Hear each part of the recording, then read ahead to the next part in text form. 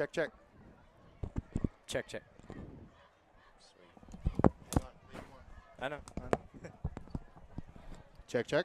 Check, check. Put these on. Alright. No, put those on real quick. Oh. Do one more shot.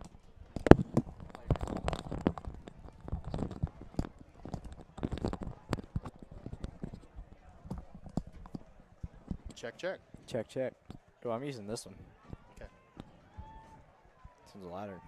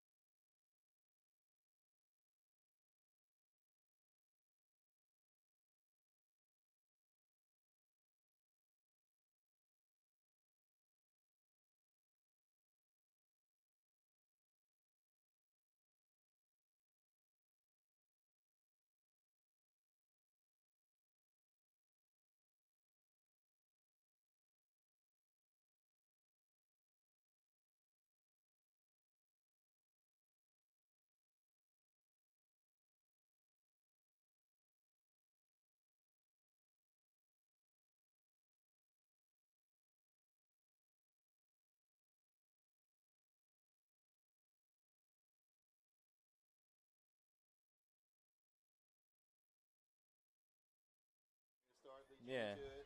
Yeah. You're on. Don't talk.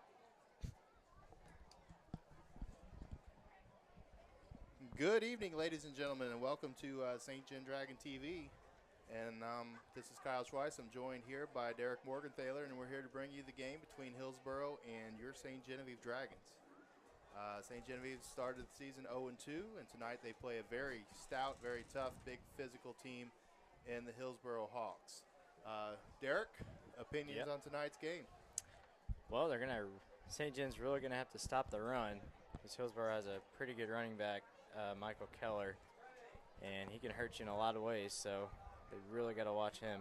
Yeah, it's a really interesting matchup tonight. Kind of strength against strength. Valley had their success offensively last week, throwing the ball against us on the outside. This week, Hillsboro's strength is running the ball and up the gut for the most part. They do some double wing trickery type stuff with formations and so forth. So it'll be important for the defensive linemen and linebackers to recognize plays early and hopefully fill some of those holes. And offensively, I think we're going to see a quarterback tandem back there with Chad Dunsey, who will be more of a throwing threat, and Logan Geck will be more of the running threat. And we'll see which one finds a rhythm first. Hopefully they both find a rhythm, and we can kind of go back and forth. And the Dragons won the coin toss, and they've elected to receive. It's important for this Dragon offense to get off to a good start here. After last week, they really scuffled early in the game and were unable to get their feet on the ground, really, with turnovers and in the special teams game, bad snap in their first drive of the game, and it was really a struggle, uphill battle from the beginning. So we'll see if we can maybe get the chains moving a little bit, get a little rhythm behind us.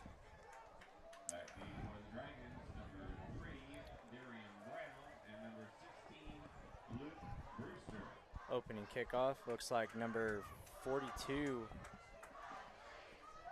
Justin Conversman, is going to kick off for the actor C for the Dragons. We have number 16, Luke Brewster, and number 3, Darian Brown. And we had the offense and the defensive lineups up for the Dragons, and not much change from last week. As we said, with the quarterback position, it's going to be kind of one in, one out.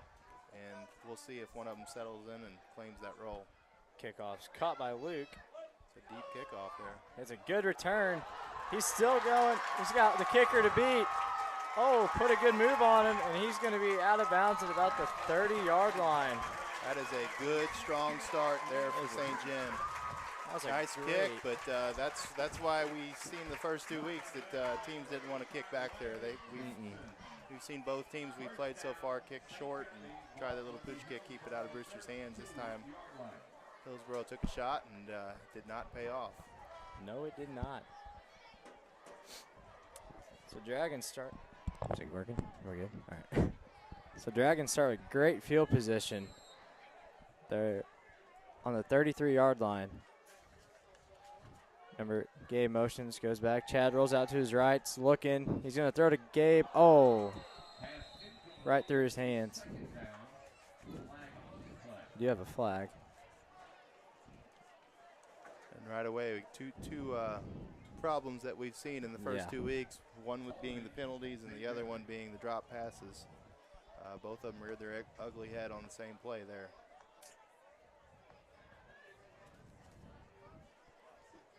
We want to thank Taylor Matthews and Tanisha Geck, who were up here working on getting us started here tonight. Brady Boyer did some work before the game started to get our link up and running. So it takes a team to pull this together and bring this broadcast to you. So thank you to all those students who were involved in bringing this to you. Chad looks over at Coach, calling out a play.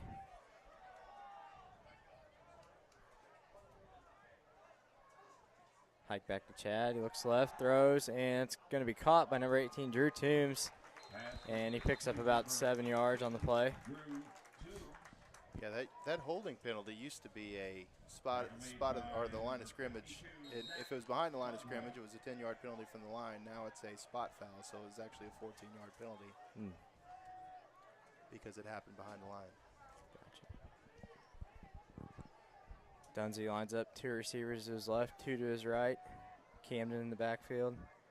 Snap, Chad's going to roll out to his right, still looking. He's going to throw it over the top. He's got Luke, and pass is broken up by number 12 of Hillsboro. Just put a little too much air under that. He had him open, but good closing speed there by the defensive back for Hillsboro. Third down, St. Genevieve. Just a point of clarification, since I was talking about the refereeing, that rule change there with the holding penalty. Last week with the onside kick, there was a rule change also in the offseason, and that is not allowed to pop up a kick. You have to let it hit the ground first, and we did not do that. 3rd and long. Dunsey rolls to his right, throws to number 8, Gabe Grimminger. He catches it. Oh, jukes one defender. Probably picks up enough for a first down, and he did. And that's something that obviously has come from the coaching staff through watching the game film. That's the second time they ran that play, and Gabe's been wide open both times. Taking advantage of this defensive scheme that Hillsboro's running. They run a little bit of a cover 2, but their corner will go back deep, almost like a cover 4 look, so they're trying to hit that underneath guy in the flat. Chad's rolling out to his left now. He's going to throw over to Gabe again. Gabe jukes one guy. Stumbles a little bit, but he does pick up about 5-6 yards. And again, that's the same, different play, but same idea. Run those receivers off deep and get that cornerback to bail out. And then you got that outside guy, or that inside guy, free on the outside, one-on-one with the outside linebacker. So Logan Gegg and Isaac Boyd come in for the Dragons. They're in the backfield. Snap to Gegg. He's going to keep it, run left. And, he's going to be stopped short of a touchdown. But he did get enough for a first down. Did get a first down, and that's a big play right there. That'll give the Dragons fresh set of downs inside the 3-yard line. The Dragons ball on the 3-yard line. Looks like Logan's going to stay out there. Yeah, Logan's going to be the short yardage back for sure. So same formation for the Dragons. Ball snap back to Logan, and he's going to keep it. He's going to get sacked by 2 Hillsboro defenders on that play. Not sure if that was a designed run or a quarterback option, but kind of feel like it was an option. Couple guys were definitely not blocked on that play. So either probably a misread by Logan or just a play call gone bad there. 2nd and 8. Chad Dunsey's going to roll out to his right again. Good block by Camden. He's going to throw it up to Luke, and that's caught for a touchdown. That was caught, and I apologize. That corner of the end zone is just barely covered by this wall, and I think you might have missed the actual catch. But we followed it all the way to the wall. But good rollout there by Chad. Good patience. Let Luke come open. And Luke was open by about 5 yards there in the corner of the end zone. Great start by St. John. That is huge.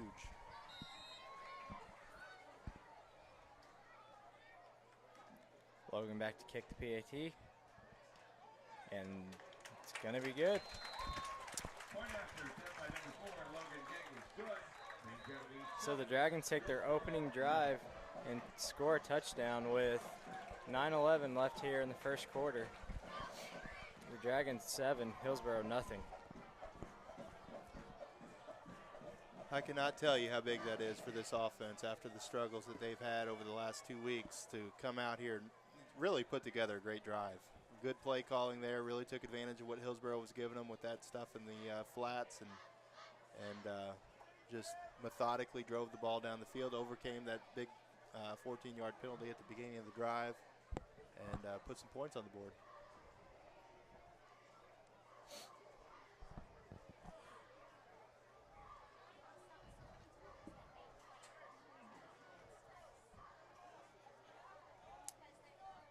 Looks like number 10, Kegan Schmelsley, is going to be back to kick for the Dragons.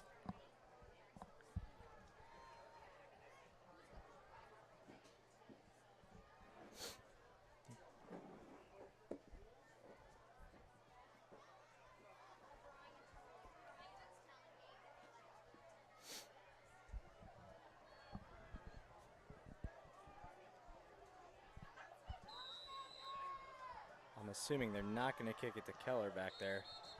Looks like we were offside there. The gunner going down the middle.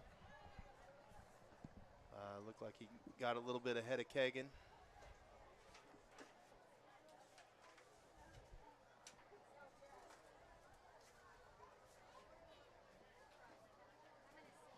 So that'll push him back 5 yards, it looks like. I think so. Just a little bit out in front of him.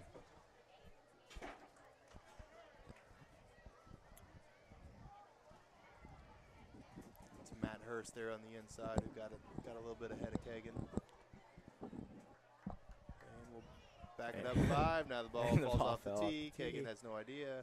Offside against St. Genevieve. Free kick from the 35.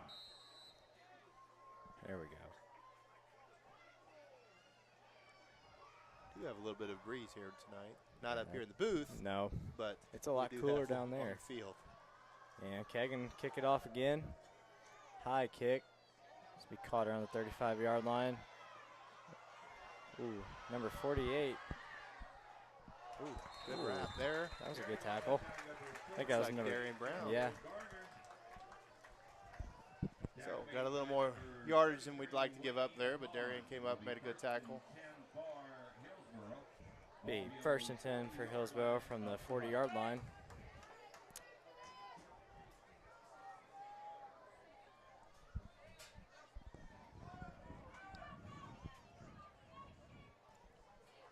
All right, so Keller's going to be their big guy. That's number 28 right now. He's in the right wing position. And they'll do a lot of motioning here. Get him back in the backfield to get him some early carries, I'm sure. He comes into motion already, and they're going to hand it off to him. No. Ooh, nice play. That was a good play by the line. There. Looks like we got Austin Karen in on that. We got Isaac Boyd in on that. Clayton Kreitler is in on that. There's 3 out of 4 of your defensive linemen right there. That's what they're going to have to do all night. Start. I'll tell you what, this defensive line stood up strong last week against Valley, and yes, they did. if they can do that same thing tonight, Hillsboro doesn't have near the passing attack that Valley did. Number 44 comes in motion. They hand it off to the fullback, and he gets hit pretty hard. He does a front flip. He got 7 yards, but he paid for it at the end. That was number 8, Gabe Grimminger, on the tackle there. Yeah, he went low, and the running back went high, and took his legs right out from under him.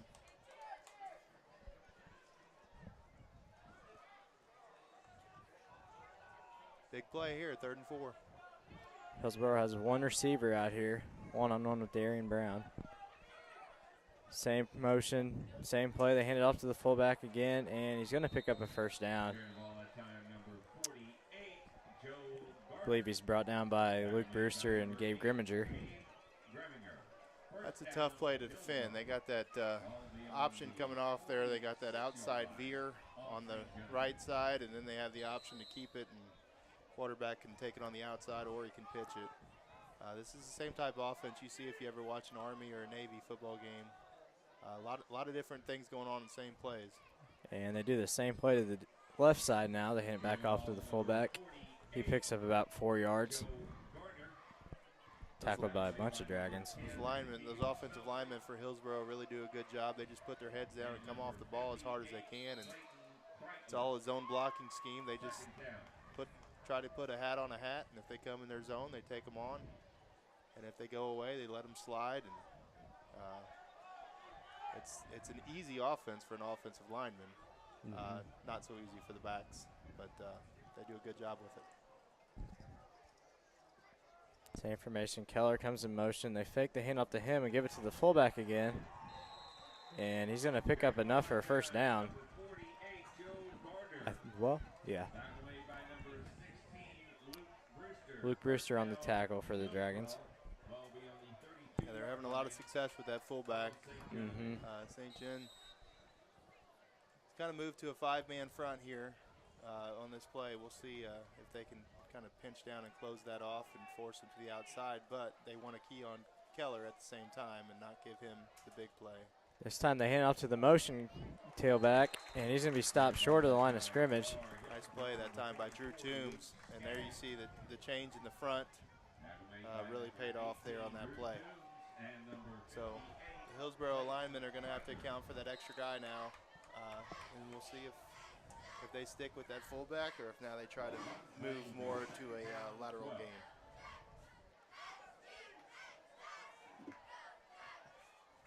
Now they have 6 up front. Keller in motion. They're going to fake the handoff to the fullback. Quarterback's going to keep it and run. Probably picks up about 3-4 yards before he's tackled by number 10, Kegan Schmelsley, and Darian Brown. Yeah, that's the deception of this offense there. It looked like the fullback was going to get it, especially considering what we've seen actually the entire drive down the field. And that time the quarterback kept it and had a little lane there.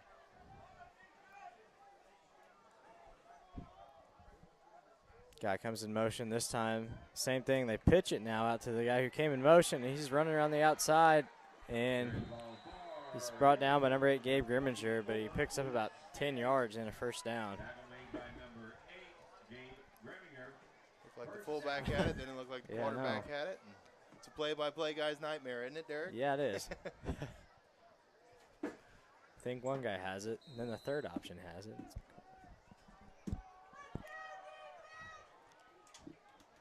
So 1st and goal here for Hillsboro. Same formation, motion man. They're going to get it off to Keller. He's going to run outside, and he's going to go in for the touchdown.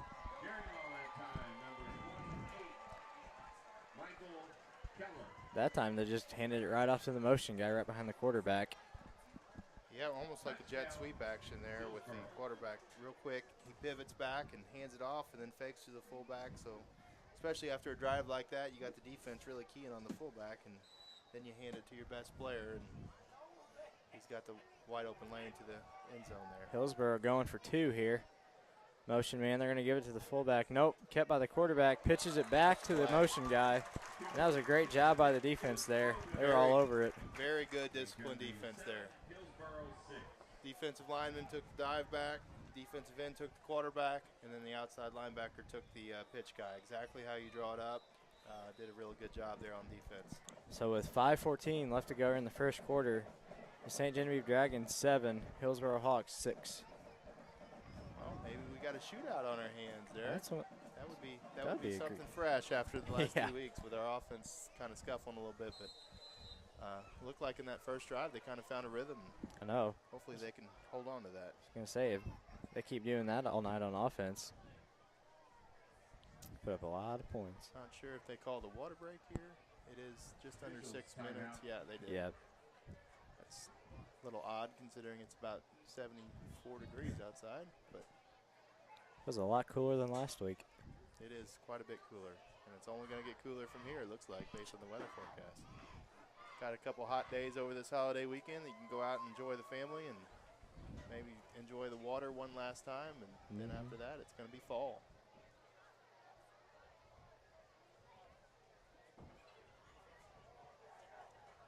Hopefully that fall brings with it some W's for the football team. Oh, yeah.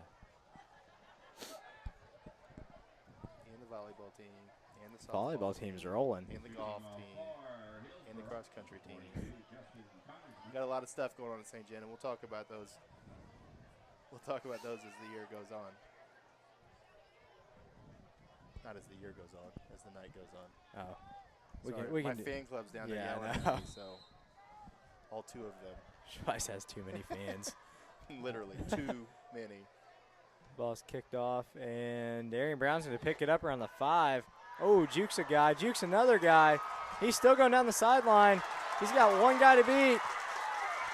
Darian, oh, he gets hit. What a great return there for Darian Brown, all the way out to the opposite 45-yard line. This young man's got a future, doesn't he? Yes, he does. He's really making impacts in these games. He had a very good week last week defensively and on special teams, and this week we're going to see him a little bit on offense. They're going to try to work him in a little bit and get him accustomed to this offense. He's never ran it before, so it'll be a process getting him involved, and and getting him into plays where he feels comfortable, but he's definitely going to be an integral part of this team going forward. So the Dragons are going to get the ball around where they got it last time. Good field position.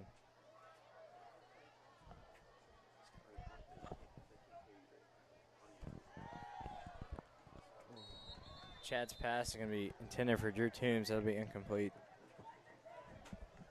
Pass complete to number. Pass incomplete will be second down.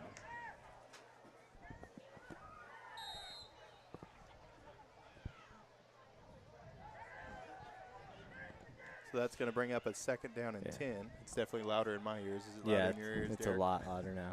Hopefully, if you guys are having trouble hearing us, you should be able to hear us now. Snap back to Chad. Looks to his right. He's going to throw to number 7, Devin Bader, for about a 5-yard gain. Nice little stop route. The comfort level of Chad Dunsey after that first week is just remarkable. How much progress he's made in 2 weeks, and he really looks like he's settled into that position, is ready to take hold of that position again. Logan did a great job last week, and I'm sure they're going to use him in short yardage situations, but Chad looks like he's kind of grown into that spot, so hopefully he continues to play well. Chad looks to his left and throws back across to his right, and that's intended for number 16, Luke Brewster, but I think the Hillsboro defender got a hand on it. Yeah, it was a good ball. Luke had a chance to catch it, didn't make the play, but he had guys on both shoulders, so big play here, 4th down and 4. Same formation. Chad calls for it. Looks back at coach.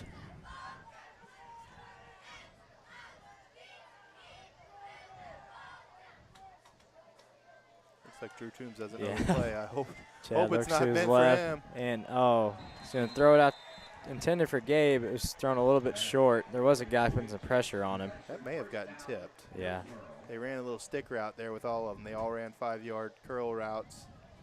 Just beyond the sticks, and Chad was unable to get the ball out to the inside receiver on the left side, and I'm not sure if it was tipped or if it was just an underthrown ball. So Hillsboro will take over on the 37-yard line here with 4 minutes and 51 seconds left to go in the first. We do have a volleyball game going on tonight, and we will try to get you updates to that if we hear anything. Hillsboro comes out in that same formation. They have a wingman motion across. They hand off to the fullback again. Oh, good tackle by number 16, Luke Brewster. That looked like he had a lot of room, and Luke came up and really closed that gap off and didn't give him 1 inch after they made contact. They went back the other way, so good play there by the defense. They gave him about 5 yards, though. Huh. Yeah, forward progress he had a pretty good game, but he got pushed back once he got contacted.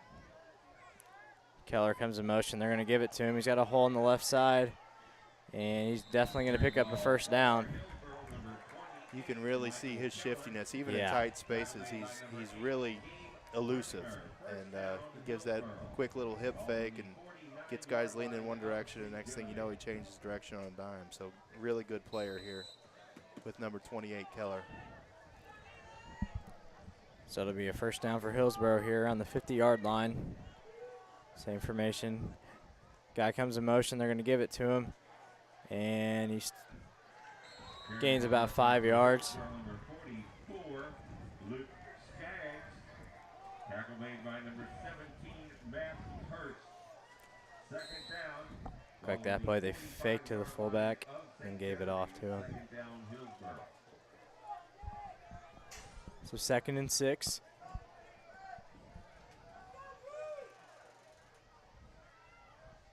Motion man again. They're going to give it to the fullback, and he's going to be stopped.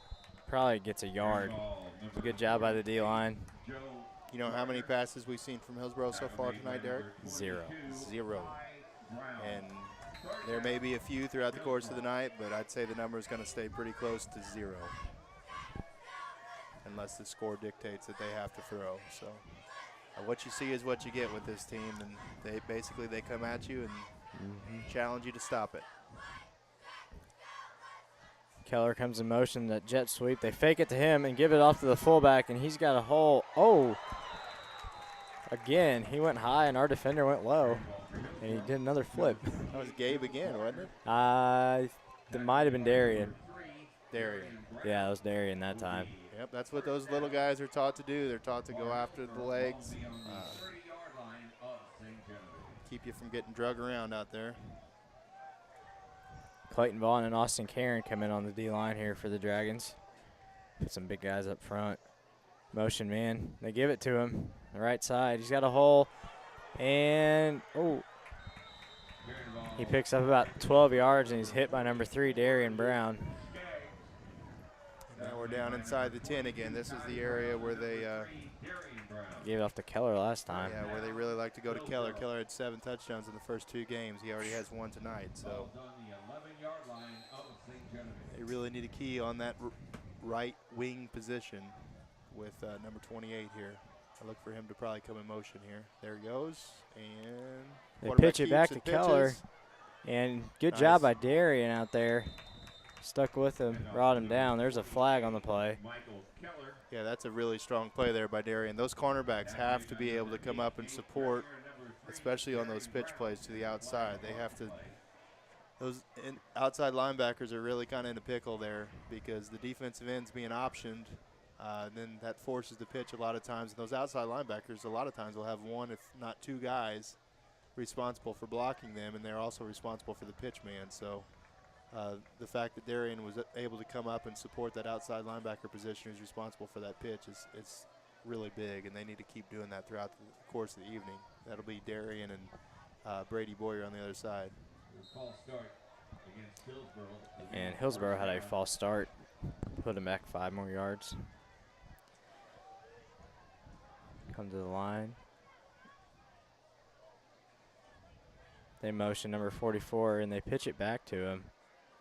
And he's met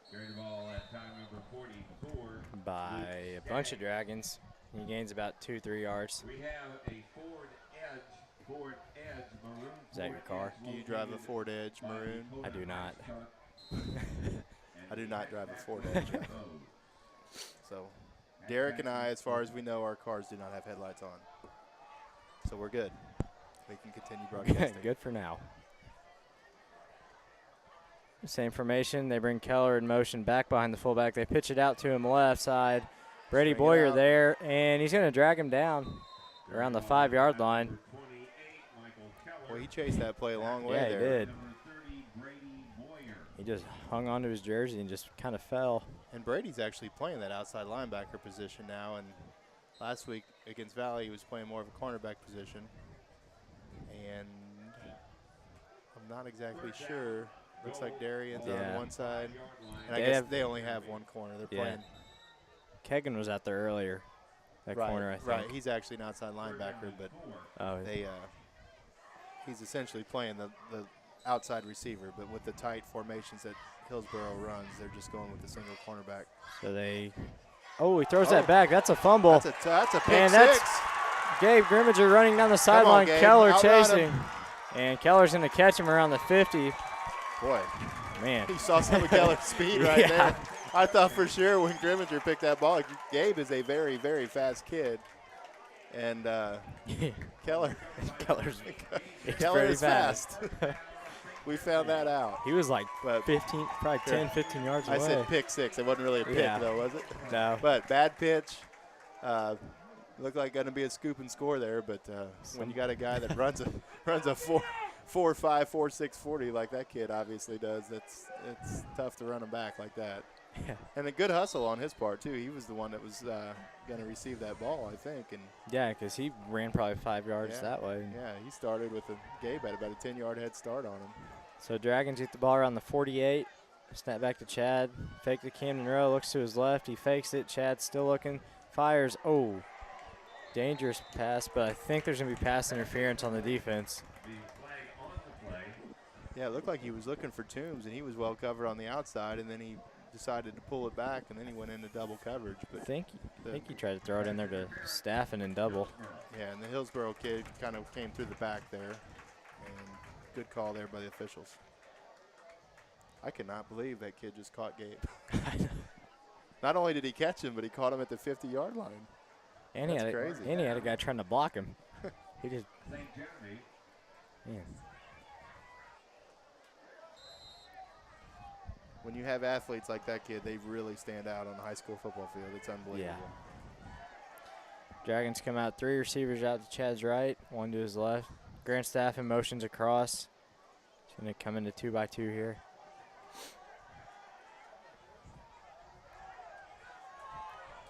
Play clock reads 4. Dragons really got to hurry up here. And snap back to Chad, looks to his right, throws it out to Devin Bader, and that's going to be incomplete.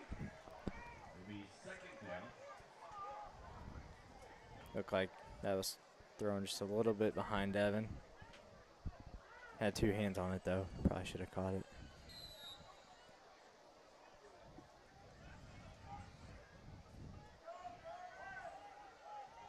We do have an update on the volleyball game here. I'll give it to you in just a second.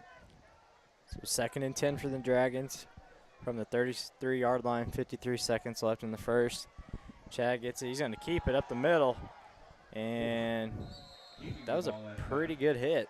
Got put on him by the linebacker. Yeah, he had a big hole there at the point of attack, but the linebacker came up and stepped up and shut it down. He picks up about 3 yards. So the varsity volleyball team is at Cape Notre Dame. They were in a pool with Bernie and Notre Dame. Both of those schools have a pretty proud volleyball tradition. And I'll give you those scores in just a minute. So 3rd and 7 here. Chad looks to his right. Looking to his right. He's going to throw it over the top. Put some air under that one. He's got Luke, and that's going to be incomplete. Oh, I thought he had it. He had it for a while. Looked like it got raked out of his hands at the last minute as he was coming to the ground. That was a good job by the Hillsboro defender. Yeah, good ball there by Chad. Luke ran underneath it, and the guy just got his hand in there right at the last minute and raked it out of Luke's hands. So that'll bring up fourth and 7 with 12 seconds left to go here in the first. Dragons come to the line, 2-by-2 formation. Camden the right side of Chad in the backfield. Gabe comes in motion, fake to him, fake to Camden. Chad's rolling out to his right, looking. He's going to throw it and try to get it right down the sideline to Devin Bader, but threw it a little bit too far out of bounds. Had the guy open just a little bit too long on his on the weight to deliver that ball, and Devin didn't have a chance to keep his feet in bounds and make the catch. So good drive there, stalls out about the 30-yard line, and Hillsboro take back over, still St. John leading 7-6. The varsity volleyball team, which came into action tonight 3-0 against 2 tough teams. They beat Bernie both sets, which is impressive. Sweet. And they split with Notre Dame, who's always a powerhouse. So very impressive showing so far in that tournament for St. John. Keller comes in motion. They fake it to him, hand it off to the fullback, and that'll run out the clock here in the first quarter. He'll gain about 3 yards or so. We also got word that the JV volleyball team went 5-1 in their sets, and they got first in their pool. So they will play in the gold bracket tomorrow. The last result of the varsity team was, I think, still coming. I think they got one more game that they might be playing right now, and we will pass that along to you as soon as we hear. We do want to thank our sponsors, and they are Fleeks Farm Equipment, Mid-America Rehab, and Barley Automotive. Our local businesses do a great job supporting all of our programs and all of our athletic programs, our academic programs. And this broadcasting class would not be possible without their support and the support of our technology department. We wanted to give a special shout out to Miss Nancy Toombs, Mr. Brandon Crump, Mr. Jason Bowman. They do an unbelievable job getting us the equipment and getting us hooked up and ready to go, teaching our kids how to use and take care of that equipment. And we couldn't do it without them. So thank you to Mrs. Toombs, Mr. Bowman, Mr. Crump. As the band plays Sweet Caroline. I love that, Derek. I do too. And there's the first play that Derek missed. I'm going to blame him. Yeah. I've been clicking. Oh, it's that one. Whoops. Blame it on Derek. Oh, sorry, guys. You missed a 4-yard gain. Oh. Now it's 3rd and 1. It won't happen again. Probably the most important play of the game, and Derek just ruined it. So if your experience is ruined, Derek Morgenthaler is the guy you need to blame. Never mind the time when the camera went to the wall while ago on the touchdown. I'm gonna get fired. No, you won't. You're all I have, buddy. Keller comes in motion. They're gonna give it to him left side. He's got a hole. Kind of jumps over a guy. He is fast. Gabe trying to catch him, and he won't. And that's going to be a Hillsboro touchdown. He is explosive. Wow. You saw him break a tackle at the line of scrimmage, then he hurled the guy at the linebacker level, and then he outran everybody at the defensive back level. That's pretty impressive. I'm not sure what that kid's future holds, but I'm sure if he wants to play college football somewhere, he will have plenty of opportunities.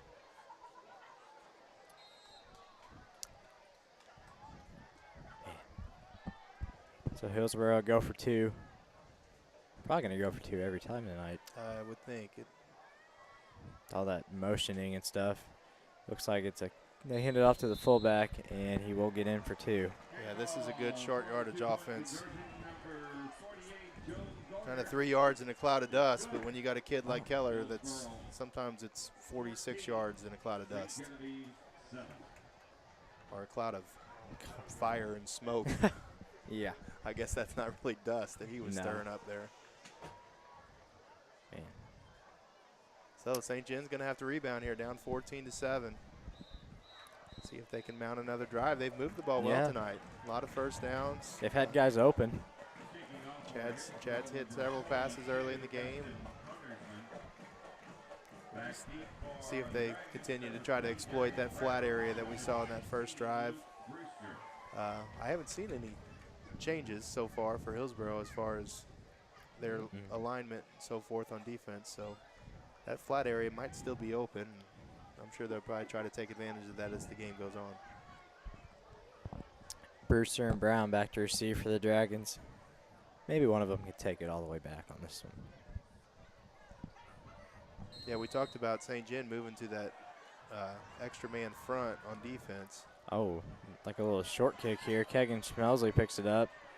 Return it for about 3 yards, maybe 5. Yeah, we won't see any more of those deep kicks, I don't think, considering what we saw in the first 2 kick returns by Brewster and Brown. But St. John went to that extra man front and stopped him.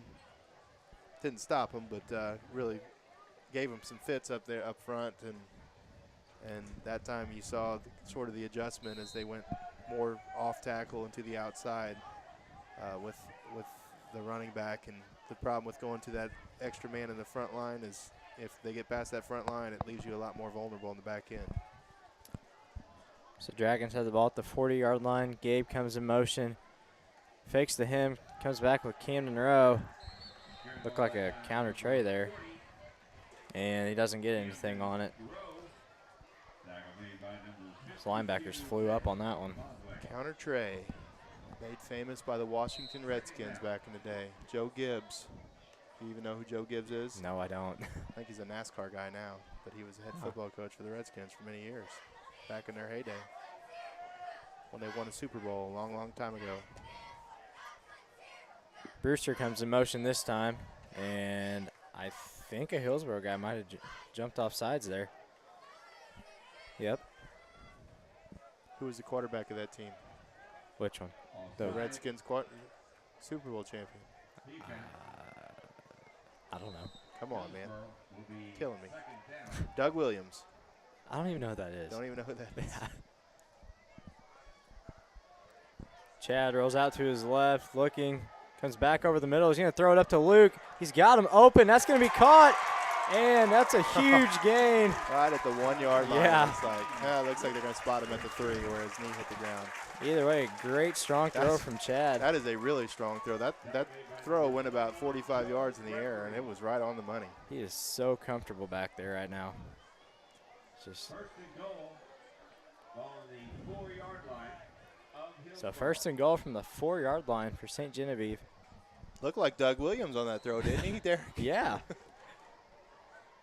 You know, I might have to look him up later. Don't know who Doug Williams is. Nope. He was the first African-American quarterback to win a Super Bowl. I'm learning stuff Learning every stuff day with every day. Coach Schweiss up here. Gabe under center now. Pitches it back to Brewster. Ooh, puts nice a move. cut. Puts a nice juke on somebody. Did they not give him forward progress in the end zone there? Oh, man. Wow. Carrying the ball that time, number 16. He almost got to give it to him just for that cut there. Yeah. That was. Somebody's got to pick their jock strap up over there on the hash marks. Somebody's cleats are stuck in the turf. So the Dragons will have it at about Maybe the 1 centimeter line, Yeah. it looks like. maybe Gabe will do a little QB sneak Got here. their biggie formation in there. Gabe's going to hand it off to number 44, Isaac Boyd, and he is in for a touchdown. He was in easily. Yeah, nobody even touched him. Those are the kind of plays, even though you only got a centimeter and you think, they have it made. When you see it like that and you see the offensive line get that kind of push where he didn't get in, that might be something that the offense might want to go back to here relatively quickly, even if it's not a short-yarded situation, because it looked like they were not prepared for that formation.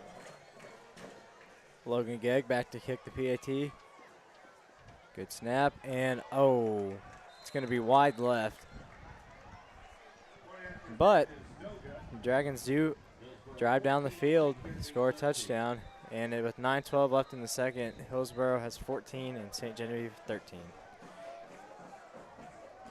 That's interesting to see that big play right down the middle of the field. I'm not sure what the routes were on the outside, but Luke Brewster looked like he was right in the middle of the field, so it makes me wonder if maybe they tried to stretch that cover 2 defense down the outside and then run the deep pattern down the middle. But he was definitely open, had a linebacker chasing him, but the safeties were nowhere in sight. So coaches saw something, so props to those offensive play callers out there, and we're back to a 1-point game. This is a lot more encouraging than what we saw last week at this time, isn't it, Derek? A lot more. I think you might be right on the shootout part.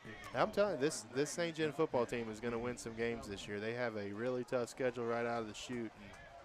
And, once it settles down and the dust kind of calms, I think you're going to see this team go on a run here late in the season.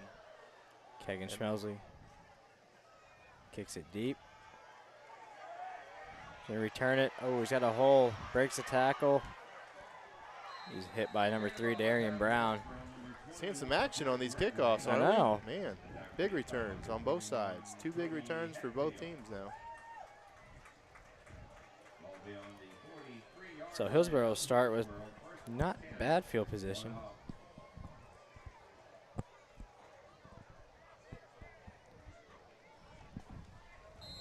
See if the defense can get a stop and get us the ball back. I'll tell you what, this Keller kid, just watch him run on the field. I mean, he's as good as you're going to see in high school football. For sure. At least in class 3 and 4 that we see. He's a good-looking athlete. Same formation. They pitch it back to Keller after a fake to the fullback, and he is going to be gone. God. That speed. Man. So that is another Hillsboro touchdown by Keller. And that is his 10th on the season. I'm telling you, man, this kid, you don't see speed like that on a high school football field. And I don't want to belabor the point, but this guy's going to be hard to stop for anybody, not just for the guys in green. He's going to be tough. He's going to be a handful for every team that Hillsboro plays this year. Hillsboro had a shootout last week. Yeah, that game I think went into quadruple overtime, was it? Something Triple like or that. Quadruple overtime. 52-50, I think they won Yeah. at Oakville. And on the 2-point conversion, they hand it off to the fullback, and he runs in. They had him stop there and Yeah. ran through that tackle and He's got in the end zone. He's a pretty big guy. 2-point conversion was no good. Oh, it was no good. We had the wrong guy with the ball again. Oh, I'm telling you, man, they this tricked offense, us. it's tough. You don't know who has the ball. I'm going to blame Derek since he's the play-by-play guy. That's definitely his fault. So, to all you people watching at home, that's Derek Morgenthaler. Phone number 555-6687. Feel free to text him to that 9th number in there. Yeah. 8th number, I guess. Yeah, text me and let me know how I'm doing besides the mistakes, you know.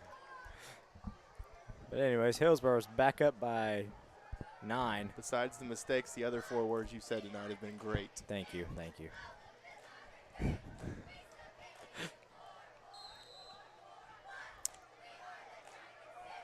Probably going to see another short kick. Oh, that's a line drive kick. That's going to be fielded by number 6, Grant Staffen. He's going to try to make something out of it. Oh, the 2-point conversion was good. I was pretty sure that we had the right guy, but because they were all cheering, and I was really doubting myself after the announcement over the PA, because it really is tough to tell who's got the ball a lot of times. So are they keeping the score the same? The score is 22-13. Because they had 14. Yeah. Which, by the way, we don't even have have the scoreboard up. That says Jefferson. Oh, that's R7 here. That's the volleyball game last night. But anyways, Chad Dunsey gets the snap. Good almost read. picked off. Great read by that cornerback over there, man. Cornerback dove and almost picked it off. All right, we're just going to take that off. We'll fix that at halftime. It's 22-7 though. If you're sorry, if you're guys. keeping score at home, it's 22-7. That was from last night's volleyball game, which was a thriller, 3-set victory for St. John, who has beat 3 teams, 2 really solid teams in R7 and Festus. Chad Dunsey rolls to his left, throws across, and just kind of threw it a little wide of Gabe Grimminger's intended for. Be 3rd and 10. Good job, Derek. For what? The scoreboard. That's your responsibility. I thought they had it ready. Well, actually, that's Taylor Matthews, everybody. Taylor Matthews. Thank you, Taylor. I'll give you her phone number shortly so you can all. Don't do that. Brewster comes in motion. And they're getting the play. So 3 left here. Drew Toombs moves out even wider. Snap back to Chad, looking left. Ooh, he's wide open in the flat. He's in the flat. Oh. And Chad's going to get sacked. He had a man open. Yeah, Chad Grimminger was just hanging out there right about the line of scrimmage and had about probably 15, 20 yards before the nearest guy. Because Drew ran that guy off. And that guy was like. That guy and that guy and that guy. They were all off. That guy. But moral of the story is Gabe had this side of the field all to himself. But Chad was looking downfield, didn't see him over there on the sideline. 4th and 20. Definitely going to punt this one. Logan Gegg back to punt. And that's a pretty good one. Oh, back to Keller. Let's see what he does. This is scary. Oh, there's a flag that comes in. Help. Let him run down to the end zone. Wear him out. He gets out about across the 45-yard line. We do have a flag. Probably 2 flags. Oh. Within about a foot of each other, which is pretty impressive for the refs to get them that close to each other. Blocking the back, you think? I would say probably blocking the back or holding, one or the other. Maybe we get both. I'd say it's the same infraction considering the location of the flags. Never know. Never know. Looks like 10 yards. Yep. So about a 15-yard gain. Goes back 10 yards from where he caught it. So the spot of the foul. Here's the situation here, 7.5 minutes in the second quarter, and St. John's really struggling with the Keller kid on the outside. But if they key on him, we saw what Hillsboro could do in the first quarter, would just kind of hand the ball off to the fullback and get 5-6 yards at a time. So kind of pick your poison here with this offense. Going to have to get some big plays behind the line of scrimmage here and get them out of their rhythm, make them put the ball in the air. And I don't see Keller in right now for Hillsboro. Instead, they have number 21 comes in motion. They get out to the fullback, though. He picks up about 6 yards. Yeah, I tell you what, these linemen, they just fire off and come straight ahead. They don't even looks like they're not even trying to do any sort of man blocking. They're just going and pushing, and fullback's falling right behind. Ball's on the 40-yard line of Hillsboro. So that'll bring up 2nd and 5 for Hillsboro. Still haven't seen a pass play tonight from the Hawks. They have 2 guys go in motion. Not legal. Definitely not. Oh, nice play. Big hit. Who is that? Ty Brown. Wow. Popped him pretty good. That's going to be decision time here for Coach Wyke. I would strongly consider declining that penalty. Bring up 3rd down and 5 versus 2nd and 10. I think he gave him. It's about the same, but. Yeah, they're going to put him back. Yep. So he decides to accept the penalty. It'll be 2nd down and 10. I'll tell you what, those two guys that went in motion, I thought they were going to run right into each other. I know. They're both looking at the quarterback. And he turned around and was like, who do I give it to?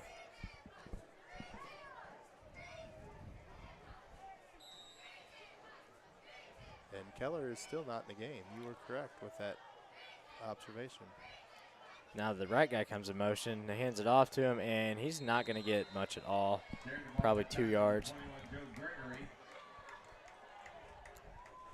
McGregory. 3rd and 7, 3rd and 8. 3rd and 8. Keller checks back in.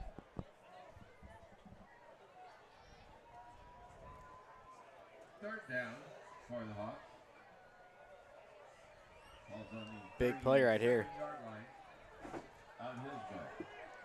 We have 6 minutes and 20 seconds left to go here in the 2nd quarter. Guy comes in motion. They fake it to him. They hand it off to Keller. Oh, good tackle. Nice play from behind. Who was that? 54. Who's that? Coy Fleeg. Coy Fleeg, nice play, Coy. Good job by Coy I was there. thinking it was Levi Gons there for a minute. I almost said that. I was like, no. Levi graduated. But Coy came around the edge there. Yeah. Made a nice play. Doing that number 54 justice there, Coy Fleeg. Nice play, young man. Just like his daddy used to do it. His daddy's still in the record books here.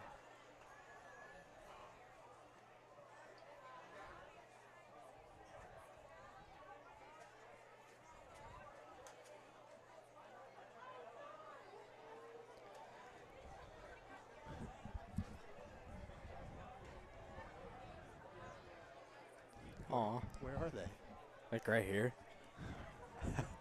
Peek over and yell at him. Now I got 4 people in my fan club. Where are they? Adrian Mueller, Sam Bowman saying hi. Look at that guy. There's Jake. Jake Brewster's here. Look at all these alums down here. Dalton down there. Dalton Giesler. Yeah, it's good to see some of these faces. I didn't even know all these guys were here. All right. Coach is jumping. 4th down and 5 here. Let me get the camera straightened out. Guy comes in motion. They're going to give it to the fullback. And, oh wow. Man. He's going to gain about, it could have. They contacted him at the 42-yard line, and he carried the pile for about 13 yards. All the way to the other 46-yard line.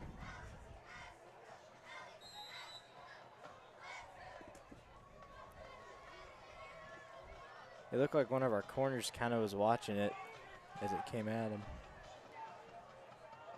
Anyways, comes in motion. They pitch it back to number 44. He hits a hole hard, picks up about 4 or 5 yards. Carrying the ball far, Hillsboro, number 44, Luke Skaggs. Tackle made by number 22, Ty Brown. Ty Brown on the tackle. Coming into the night, he had 29 tackles so far this year. Yeah, he's played well in that inside linebacker position. Matt Hurst has also played pretty well at the opposite linebacker position. Keller comes in motion. They hand it off to the fullback, and he's in a, it looked like he might break that one, but Kegan Schmelsley was there to wrap him up around the 35-yard line. He does pick up a pretty good gain there. First down, Hillsboro.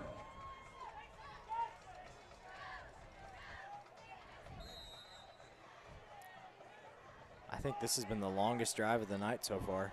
Oh, good job, Derek. Thank you. Now we just got to get the score going. Keller comes in motion, fake it to him, hand it off to the other back, and he got hit, but he's still going. Man, they're really doing a good job driving those legs. I think he's going to be just a yard short of the first down. These St. John defenders are going to have to be a little more stout, come up tackling, driving their legs just as hard as Hillsboro's driving theirs. And looks like we're going to get a measurement here. I do believe he's short, though.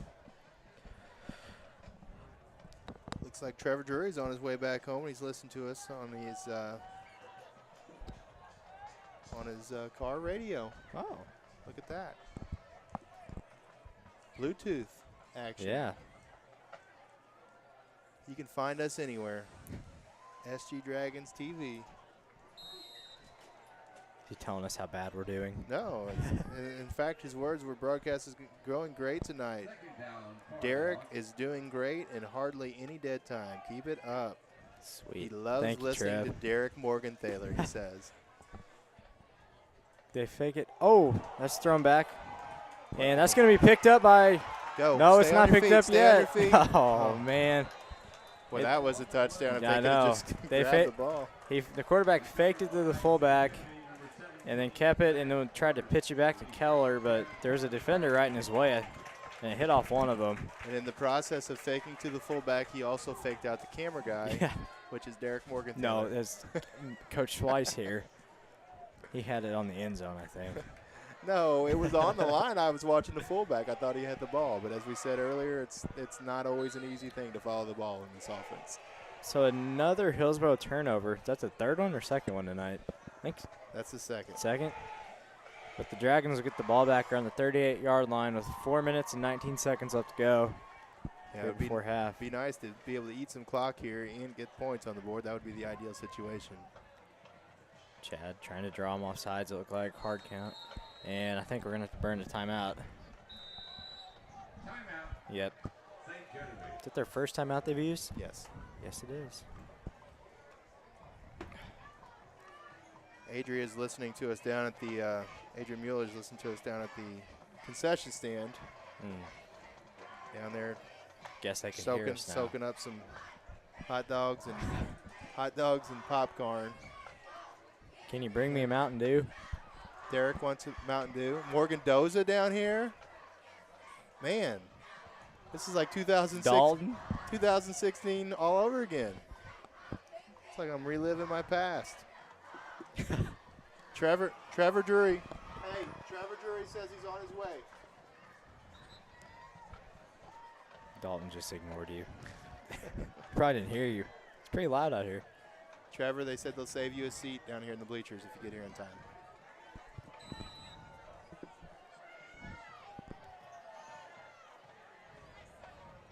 All right, here we go. Back in action. Chad hands it off to Camden Rowe, and he's met behind the line of scrimmage by a bunch of Hawks. Yeah, not getting much push up there on the offensive line. All of their success tonight has come through the air. They brought in a pretty big kid. I see Miss Bree Uzel down there in the student section. Getting them fired up. Getting her boogie on. Boogie, boogie. Darian Brown comes in motion. They're going to hand it off to him the right side. Going up the side. Oh, he got tripped up. A little shoestring Look at tackle. this. Look. What? Look at Miss Uzel. Oh, she's boogieing down there. She is getting it. Oh, I missed it. I missed it with the camera. Sorry about that. It's all right. Nice job, Miss Uzel. Way to show that spirit. You missed the whole play. That's all right. So they'll bring up about 3rd and 6 for the Dragons here. 3:42 left to go in the half. Trying to punch it in the end zone before halftime. Chad gets the snap, looks to his left, fires out here to Gabe. He's wide open, got 3 guys. And picks up about 4 yards. It's be an interesting decision here. 4th and 2 from the 47-yard line. I say go for it. I think with the way your punting game looked last week, I think you're better off just going for it, not taking a chance of having a botched snap or a botched kick. And see if we can pick up these few yards here. See if they run those stick routes again or they try something else. 5 seconds on the play clock. Chad calling something out. 2 seconds. Snap back to Chad, looks to his right. Sticker out, caught by Luke. Nice. Just past the first down marker. Well executed play there. Just run just Very. deep enough to get to those sticks. Turn around, wait for the ball. Chad didn't waste any time, got it to him before the defense could react. Only a 4-yard gain, but that's a big 4 yards. 3 minutes left to go in the half. 1st and 10 Dragons from the 49-yard line.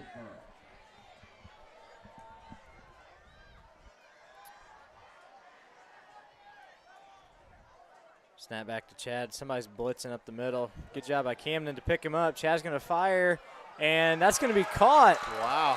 Caught by Gabe Grimminger. He had 3 defenders around him, but he somehow comes down with it. That was good concentration. Good pump fake there by Chad, but it really didn't fool anybody. He had triple coverage out there, and he threw it anyway, and Gabe did a good job going up and getting that ball. Nice job by the St. Genevieve offense. They need to take their time now. Yeah. There's They're on the 5th. Yeah, you can do it. Oh, sorry. You No, go ahead. No. 2 minutes and 30 You seconds go. left in the half. There's 20 seconds left on the play clock. So I'll let Derek do his job, and I'll try not to step on his toes anymore. Nah, you can do whatever you want up here, Schweiss. Trevor used to always yell at me for that back in the day. Seriously. Really? Yeah.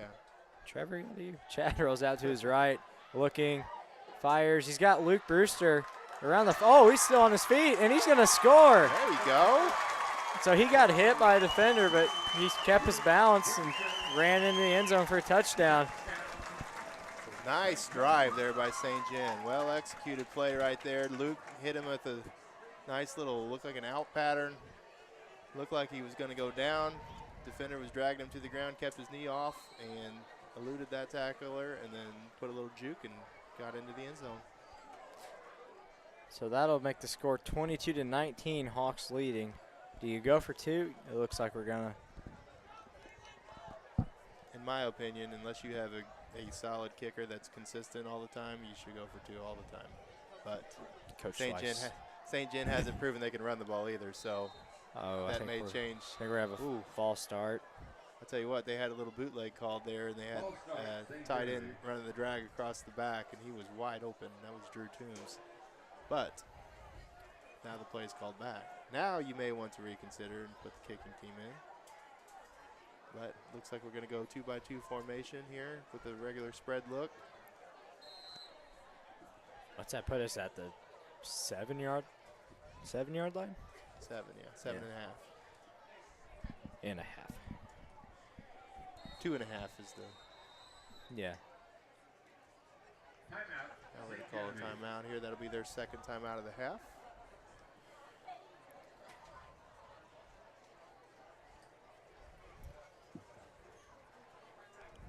One of the favorite parts of my job, buddy, is seeing all these faces that come back from college.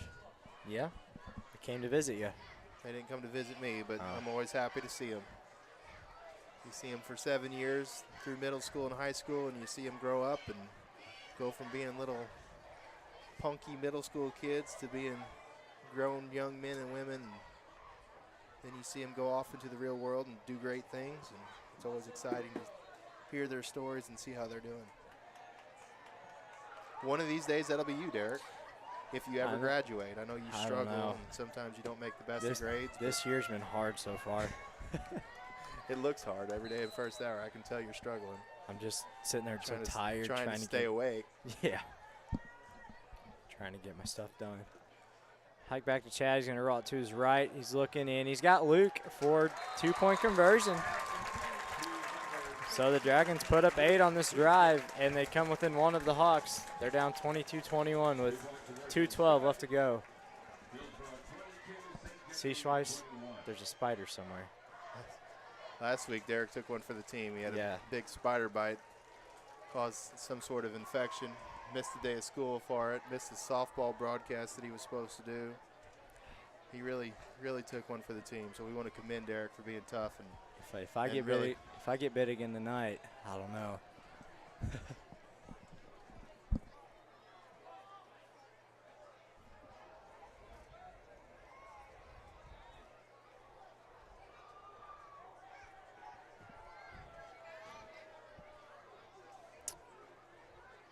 The Dragons scored pretty quick on that drive. 2:12 left to go in the half. Yeah, we said we wanted to see him eat up time, but when you're When you're feeling it. have 25, 15-yard gains, it doesn't take long to Nope. execute a 48-yard drive. Now let's hope they can hold Hillsboro here and not let them score before the half's over. Yeah, they don't have the kind of offense, unless they have the big play from Keller, they don't have the kind of No. offense where they can go down the field quickly. Keggin with the kick. Missed tackle, but they're going to bring him down around the 40-yard line, it looks like. No, they're still pushing. I'll tell you what, they're going to have to They just keep those legs. they're going to have to bear down when Wow. they're breaking down. They're going to have to really drive those legs and keep them from getting those extra yards. Did take some extra time off on the clock, though. 2 minutes left here before halftime, and we'll see if St. John can keep this a one-score game. I like your shoes. You like that? Yeah. It's the last week of summer, buddy. I know. I got to dress casual and comfortable before I should put it all away for the winter. have told me. I would have wore some. I have a feeling you're being sarcastic. No, I may not be the most fashionable guy in the world, No, Derek. I would have. Oh, I'm sure you would. They pitch it back to Keller. Oh, he's shifty. Gosh, ran over somebody too. No, he like jumped. Oh, I don't even know. Be one thing just to be fast and athletic, but when you can put your shoulder down and knock somebody 5 yards back, that's pretty impressive too. So he picks up 8. And we have 1:40 left to go. The Hawks are on midfield. They do have all their timeouts left. Oh, for the first time tonight, it looks like they bring 2 guys out to this side. They had 2 guys out to the other side a while ago, Oh, did they? like last play. I didn't look out there. It's been the same That's thing okay. the whole night, so Right. I'm like, well, And you know.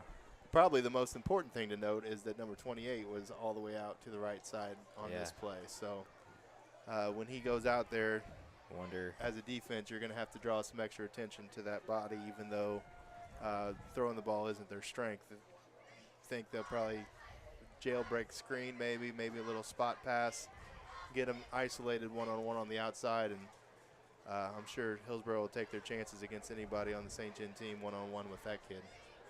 Oh, yeah. And that's not a slight on our kids. That's just saying that he's a superior athlete.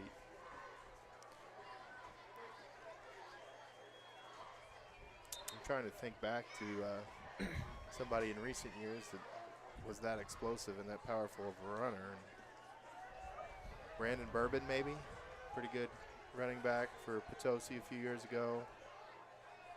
Adam Schwinn, if you go back far enough, for St. John back in 2002. But athletes like that don't come along very often.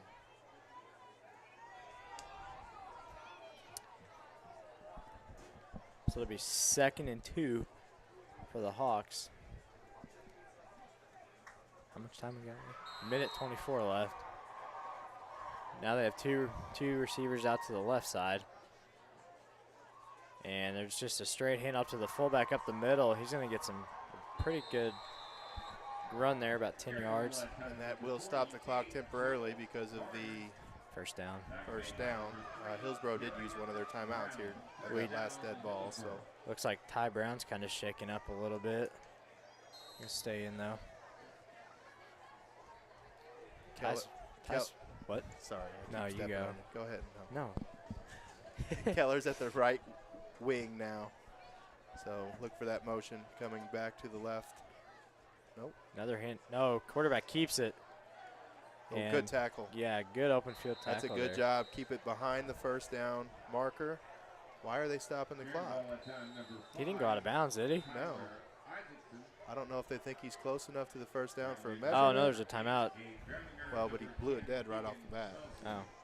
So Hillsboro uses their second timeout of the half. 57 seconds left. It looks like it's going to be second and about half a yard.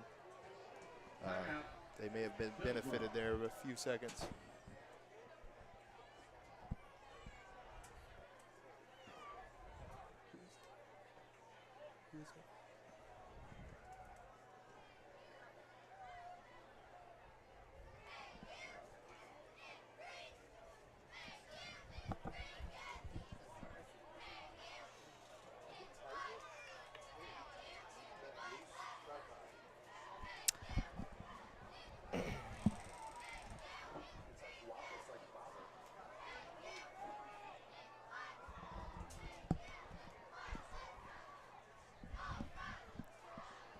having some camera issues here.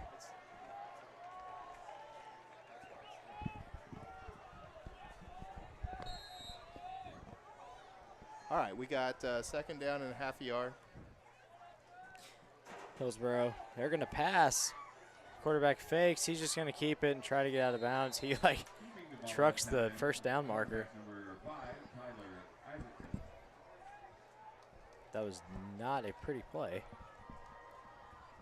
I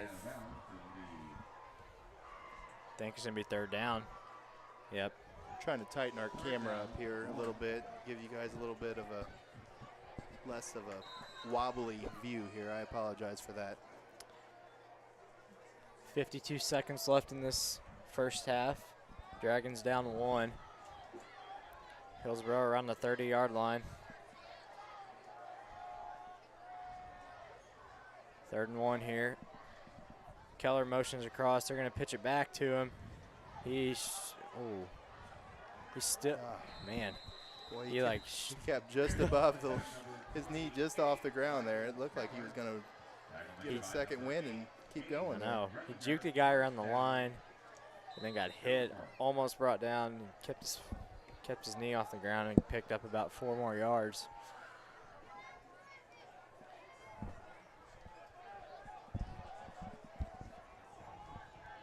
That'll bring up 1st and 10 with 40 seconds to go here in the first half. Hillsboro going to drop back. Quarterback's rolling out to his right. Oh, he's going to be sacked. That's a big play right there. That is a huge play. Isaac Boyd on the sack.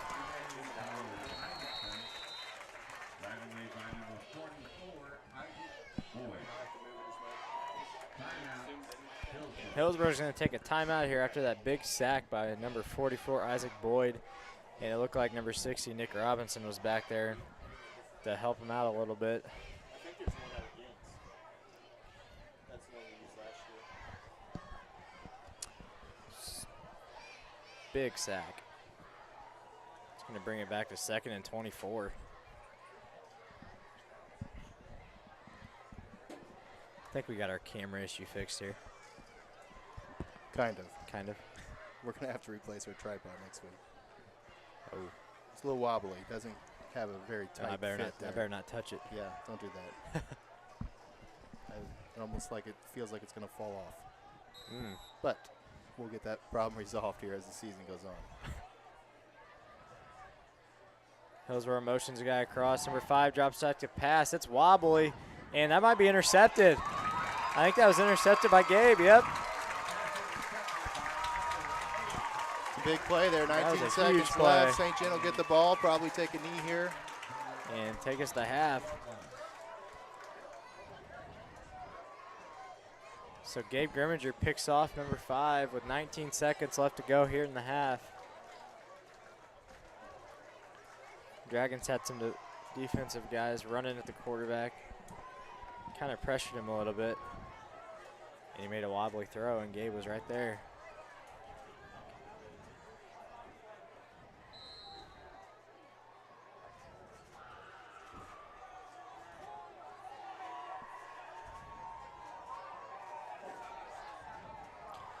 Bum, bum, bum.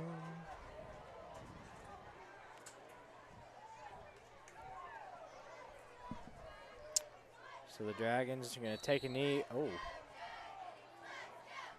They're going to take a knee here to end the half.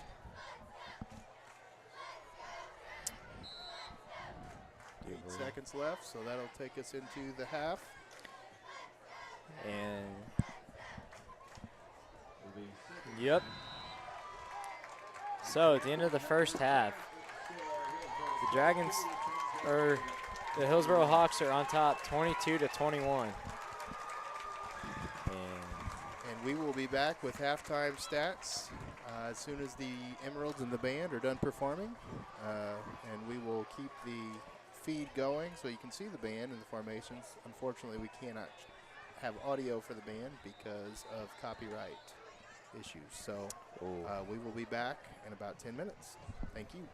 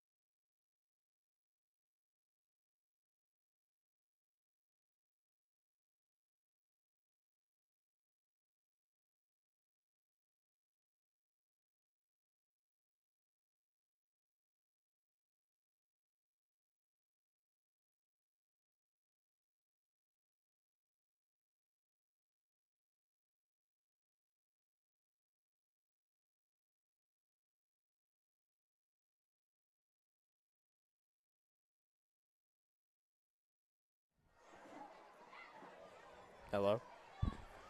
All right, and we are getting ready for the second half kickoff. Just a few stats here. Keller for Hillsboro has 8 carries, 163 yards, and 2 touchdowns.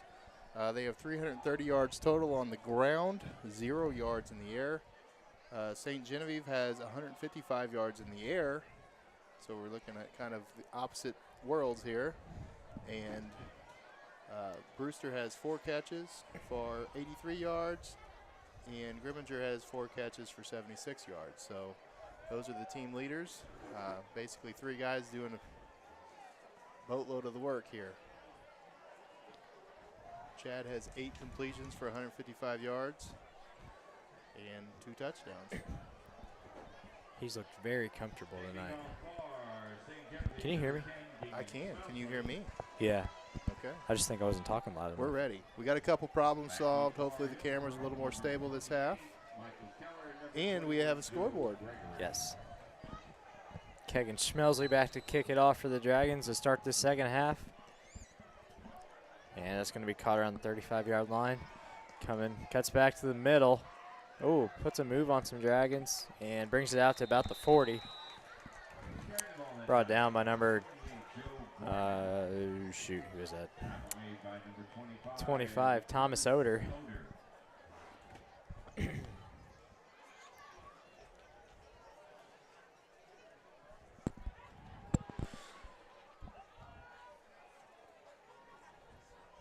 So the Dragons just really need to key in on Keller a little bit here this half and try to stop him from those big runs.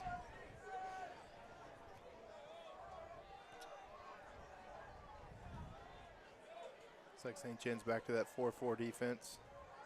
2 safety look. Hillsboro motions a guy. Quarterback keeps it, running up the middle. He's going to pick up a first down. Faked it to the fullback. And they had like an option going. Yeah, Ty Brown had quarterback responsibilities on that particular play. Had him in the backfield. Arm tackled, got quarterback strong enough to run out of that. Got about 10 yards and good enough to move the chains. Got to make that tackle. So 1st and 10 from the 49-yard line. Hillsboro, same formation. Keller comes in motion straight across. They fake it, they give it to the fullback right up the middle. Gains about a yard. Good job by D-line there. Looked like Ty Brown came up too. Yeah, the defense has done a decent job of shutting down that fullback since those first couple drives. Now it's just a matter of trying to do that at the same time where they contain Keller on the outside.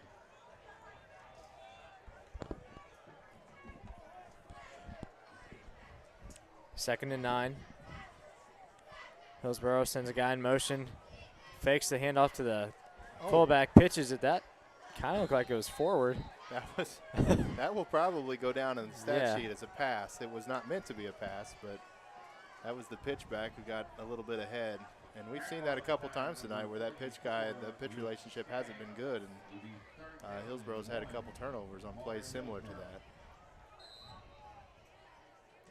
So they'll bring up 3rd and 1 for the Hawks. Well, yeah. Around the 40-yard line. Same formation. Keller comes in motion. They pitch it back to him. He's met at the line. Oh, breaks out of that tackle and picks up about 2 more before he's met by, look like Ty Brown and Gabe Grimminger. Camera looking good. So far, so good. The marvelous Brandon Crump did a little troubleshooting halftime, and He can help with anything. it's a lot better. He can. He can do just about anything.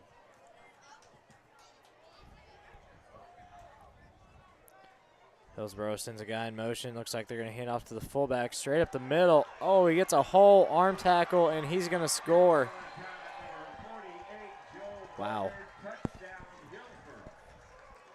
He ran through about 4 Dragons on that play.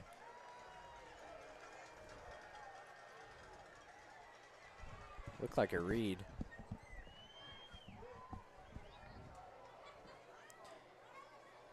So that'll bring our score to 28-21. Hillsboro on top. And they're lining up for 2.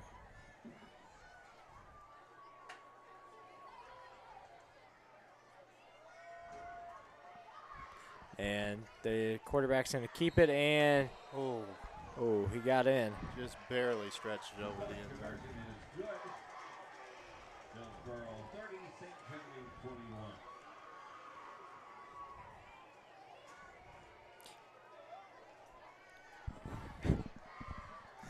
Well, we thought we had the problem solved. Yeah. Well, having some scoreboard issues here. But anyways, with 9:51 left to go here in the third quarter, the Hillsboro Hawks come out on the opening drive of the half and score, and they're leading the Dragons 30-21. There we go. Not sure what happened there, but it worked after I reset everything.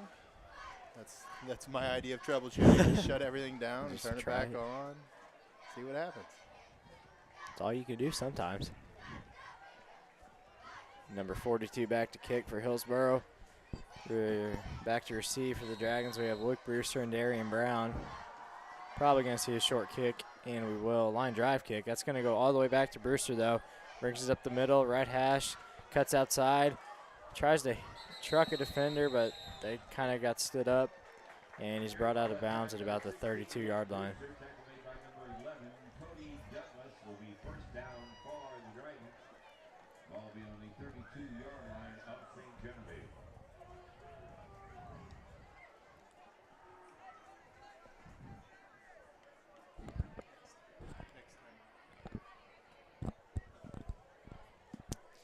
We did have a final update from that volleyball tournament down in Notre Dame. We'll give that to you here in just a second. Nikki Reed keeping us posted from down in Cape Girardeau. Luke Brewster comes in motion, fake to Camden, hand off to Luke. He's got a hole, cuts it outside, runs over a guy, but he is brought down. And that's going to be close to a first down. Picks up about 8 yards. The St. Gen Lady Dragons won their final 2 sets of the evening against St. Vincent, and they would advance to the gold bracket tomorrow at noon. Chad kind of fumbles the ball there, but picks it back up, throws out to Gabe, puts a move on a defender, and he's going to have enough for a first down. But there was a flag thrown across the field. Not sure what that is. Yeah, that's in kind of an odd spot there. Maybe a pre-snap violation, not lined up properly. Let's see what the call is here. Are they going to say there's no flag? Yeah, looks like they're Yep, they're going to wave it off. it's a break there for St. Gen as they keep the first down yardage and have a first down near midfield. But St. Gen volleyball team playing tomorrow at noon o'clock, as Derek Morgan-Thaler likes to say. Love saying noon o'clock. That's a big tournament down there, and they had a tough bracket with Bernie and Notre Dame in the same bracket. St. Vincent's down a little bit this year from what I've heard, but those other 2 teams, perennial solid teams. So St. Gen volleyball team playing really well now at 5-1. Chad's going to roll it to his right. He's going to run it. Nice run. That's a good job to pull it down and run it. It's a little more mobility than we've seen from Chad so far this season. Did a good job. Gave a nice little hip fake there to the outside, then cut back inside, got about 5 yards. Dragons have really moved the ball well tonight.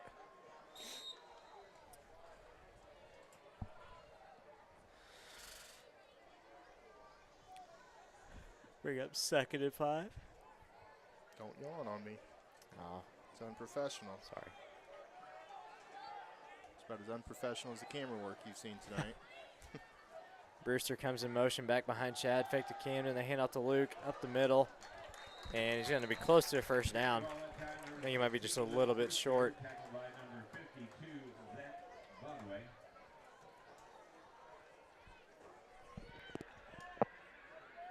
I think we're going to have Coach Jeff Nix up here with us shortly.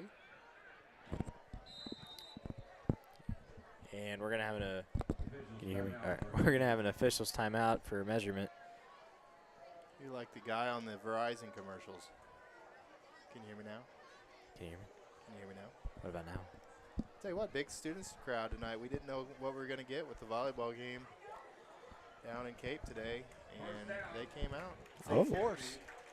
And that play will result in a first down. Were you at the volleyball game last night? Yes, it was. That was probably the biggest student crowd that I've seen at a sporting event in at least 5 years for a game that did not include Valley. Yeah, there's a lot of kids there. The Valley game brings out huge crowds, obviously, for many reasons. But Chad Dunsey fakes. Oh, Camden Rowe. Nice run up the middle. There is a flag. I think this one might come back. Looks like it's in the area of holding there right at the line of scrimmage. And the side judge on the other side is already stepping it off. So.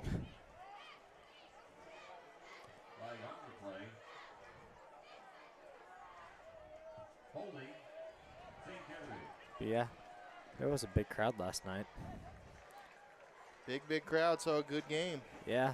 Wasn't the crispest game in the world, as Coach Hess would be the first one to tell you that, but when push came to shove, they lost the first set 26-24, or no, 27-25. Yeah, it was 27-25. And then they came back and won the second and third set pretty handily, 25-20, 25-18. Neither one was really close.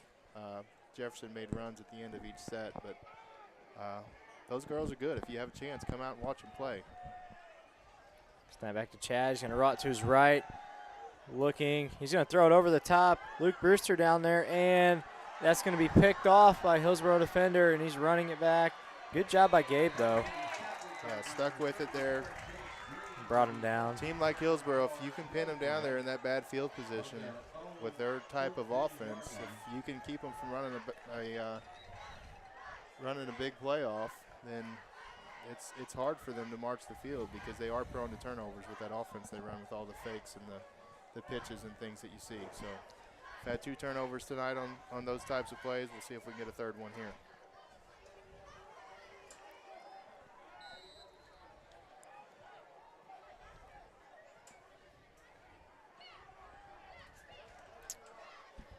So Hillsboro is going to get the ball back here around the 17-yard line. And they hand it off to the fullback again. And again, he had a nice hole. And he runs that for about 15 yards, just straight up the middle. Yeah, that's the play they're going to have to keep them in check on. They've shown that when they get in tough spots or tight situations or goal line situations, they like to go to Keller. And that makes them a little more predictable. But if they can run that on first and 10 or second and short and give it to the fullback and count on those yards, then that makes everything that much tougher. Yeah, they ran that play a lot to start the game off. And then the Dragons kind of shut it down for a while. And then they're coming back to it. Keller comes in motion. I think, yep, they gave it off to him. Cuts it back in the middle.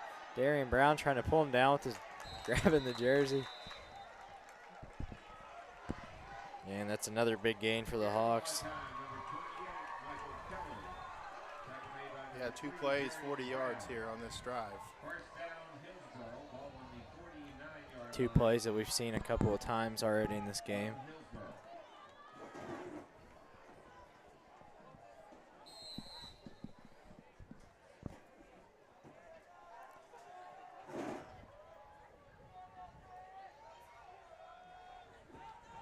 First and 10 here at midfield. Guy comes in motion. They hand it off to him up the middle. Another pretty big gain, about 7-8 yards. Yeah, it kind of looks like the defense here is wearing down a little bit. Yeah. And we've seen St. John working some fresh bodies in there. We got Grant Staffen in there playing defense now. He made that tackle. We saw Coy Fleeg in the first half. They're trying to keep those kids fresh. We got Nick Robinson and Austin Karen rotating in and out. Looks like the same play, same result. Nope, he's still going. And another big gain for Hillsboro. That was about a 20-yard game. Yeah, so far on this drive, 4 plays, 70 yards. Gabe Grimminger in on the tackle. It's about a 17.5-yard average. 4 plays, 70 yards. Math teacher. Chris Warner taught me that one day at lunchtime.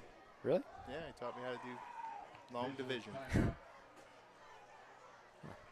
Many of you alumni that are listening to this game probably remember Chris Warner. Some of you younger alumni, some of you may be a little bit older alumni, but Chris has been with us for a long time, and this is his final year of teaching.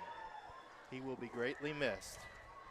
Great teacher, great wrestling coach over the years, great cross-country coach, all-around great guy. And we wish him luck as he goes forward with his retirement plans. I'm sure he will stay plenty busy. He's not the type to sit around and be a couch potato. Did you ever have Coach Warner as a? Yeah, I had him last year. Had him last year. Yep. Great teacher. Really good teacher.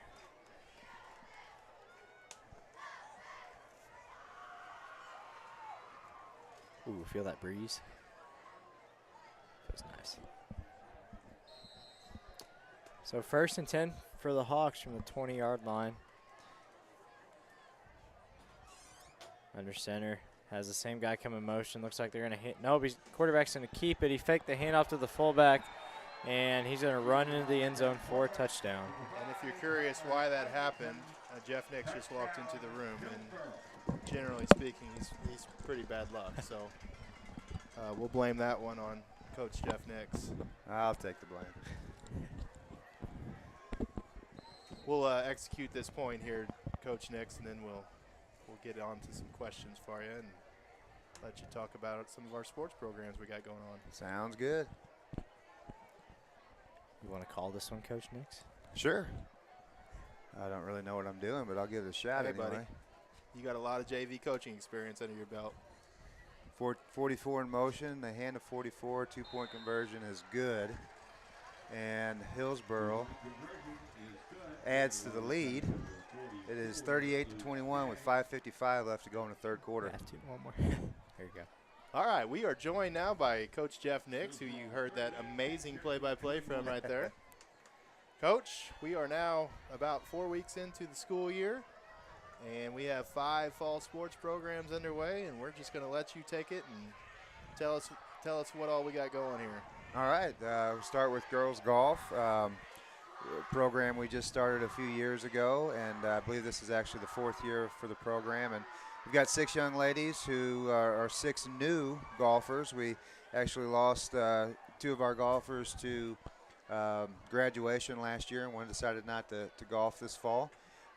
So all 6 are new, and a lot of them are actually new to the game, but they've improved every time out, and they've set some individual goals and some team goals, and they're smashing those goals and setting new ones. So excited to see what they can do this year. Cross country, there's not really much to report because they haven't competed yet. Cross country always starts their season later than everybody else. Their first good run there by Luke Brewster. Their first meet is next week. They go to Forest Park, which is a huge cross-country meet, and we'll see how they do. But they got, on the girls' side, they've got Olivia Grine and Sarah Moore coming back, who were both All-State last year, among some other returnees that we look for some big things out of them.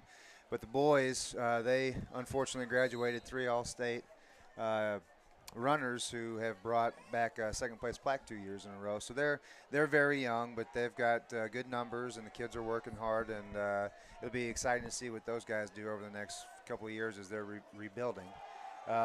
Football, you're looking at it here, kind of a slow start to the season. We blame it on the AD, but we've got a pretty tough first half of the season with Dexter, who was better than what they have been in the past, and got a win on us 16-8, and then of course Valley, they're ranked number 2 in Class 1 right now. They beat us last week, and now we got Hillsboro that's well, they lost last week actually in 4 overtimes, so they're 1-1 right now. But a very, very solid team, and next week we got Fredericktown, and hopefully either tonight or next week we'll get our first football win. Volleyball has started out really well. They were 4-0 after last night, and they are down at Cape Notre Dame this weekend. They had 3 matches tonight. let's see, the first match they beat Bernie 2-0. They split with Notre Dame and actually lost by 1 single point with that one. And then they beat St. Vincent in 2 sets. So they went 5-1, and they're going to be in the gold bracket tomorrow. And softball's 4-4. They've got a dynamic combination, or the battery, I guess it's called, of pitcher and catcher. And they hit the ball really well. They just need to work on their defense and cut down on the errors. But right now they're 4-4, so not a bad start at all. And they're hoping to improve some things as well. And other than that, that's about all we got. It's a whole lot of action. There's a lot of stuff going on in the fall, and that's not even including the cheer and emeralds. So a lot of things going on in the fall for sure. Busy man, I'm sure, with supervision and all that stuff throughout the week. Get to see Absolutely. your family ever? Occasionally, yeah. I'm looking forward to tomorrow. Spend a little time with the family, and Saturday and Sunday and Monday as well. But yeah, it's really busy, and my wife's a saint for putting up with it. But yeah, it kind of it comes off a little bit in the winter. It's not quite as busy, and in the spring it tapers off a little bit more. But fall is by far the busiest, no doubt. Well, you have a lot of football coaching experience. Well, you have about 9 years? 8 years. 8 years? Tell us a little bit about what you've seen so far here tonight. Well, basically you've got a Hillsboro team that tonight is far larger than what we are as far as their physical size. I mean, you just look at the size on offense and defense of them compared to us. They're just way bigger than we are, and they're using that to their advantage. They're just pounding the ball at us, hitting us more up the middle than anything. But they've also got a dynamic back. The Keller kid, number 28, is one of the best running backs in the area.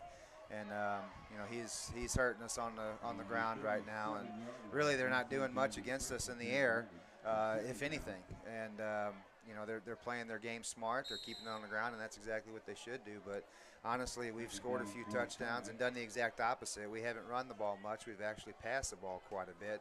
And I tell you what, I've seen us grow a little bit more and more on offense each week. And after the first week, we didn't do a whole lot well that first week, and it was a little scary, to be honest with you. But last week saw some things improve, and tonight we've scored 3 touchdowns and drove the ball down the field several times and not scored. So we're moving the ball on them, but it's like I said, they're controlling the ball on the ground and not turning the ball over very much. I don't think they have any fumbles yet. They've thrown a couple of interceptions, but I don't think they have any fumbles yet. So they're just playing a good, smart game right now, and because of that, they've just scored a few more touchdowns than us. Oh. Taking another shot down the field there to Brewster. And Chad Dunty's had a pretty nice game here tonight. He threw for 150 yards in that first half, and after that first week, it's encouraging to see that young man have some success here. Absolutely. Just watching all 3 games we've played this year, the amount of confidence that he had week 1 compared to 2 and 3, it's like a completely different person out there. And you could tell he was very, very nervous and that first week, and it's almost like he came out the second week and said, you know what, this isn't me. I'm going to play the way I can play. And he had a pretty good week last week, and he's not throwing the ball bad at all this week. And there's that dynamic player I was talking about. He's a heck of a runner. Yeah, Derek and I were talking, and I was going back through my memory and trying to think of a comparable running back to this kid, because he's shown a lot of power in addition to his unbelievable speed. When he ran Grimminger down in the first half after that scoop and what looked like a scoop and score, ran him down at the 50-yard line, I thought, my goodness. But, think back to guys like Brandon Bourbon from Potosi and Adam Schwint from St. John. I mean, he's that dynamic of a player. He is something special to watch. Well, he's been the difference in this game, and Hillsboro's running that triple option, and the quarterback's either given to this big fullback, or he's keeping the ball, or he's pitching to number 28, and they've been very effective with it, and the quarterback does a good job of reading it, and that's why they're able to push the ball down the field on us. Right. And as a defense, you almost have to key on number 28. When you do that, that softens you up in the middle, and Hillsboro has taken advantage of that at times during the game. Absolutely. And if you've got the the people to run this triple option. You know, we did it several years ago when we had Tanner Wolk as our quarterback, and we had the personnel to do it, and we did it very well. And that's exactly why they're running it, because they've got the backs and the quarterback to do it. Yeah, that was a good example right there. Good read by the quarterback, and the fullback was untouched for about 20 yards. Those were some fun days back in 2004, 2005 when we had Tanner at quarterback and Taylor Hook at running back, Brad Uding and Kellen Stolzer at fullback, and ran that triple option. And then you had receiving threats like Garrett Ditch and Jake Grimminger on top of that, and that was a tough offense to stop, similar to what you're seeing out here tonight with Hillsboro. Well, and the refs hated it because they had a lot of inadvertent whistles where they thought somebody had the ball and somebody else had it because we ran it so well. So, yeah, that was a good time. Our cameraman got fooled several times tonight with this Hillsboro offense. Yeah. Derek Morgenthaler running the camera, by the way. No, Coach Weiss. But anyway, well, I know you got duties down there, but we appreciate you coming up here, Coach Nix, and good luck to all your sports programs throughout the year, and you're always welcome up here in our booth. Well, I appreciate anytime. that, and I tell you what, I've heard a lot of good things with the few broadcasts we've done so far this year. Just a lot of compliments from people on the job that you guys are doing, the kids, and you, of course, being their leader, putting it all together. So we really appreciate it and keep doing a great job. All right, sounds good. Thank you very much. And that's Coach Jeff Nix, athletic director, and we got Keller on the outside here. He cuts back inside, gets down to about the 10-yard line. And that's good for another first down, and it'll be looks like it'll be first and goal right at the 10-yard line, so they'll have the full 10 yards to go.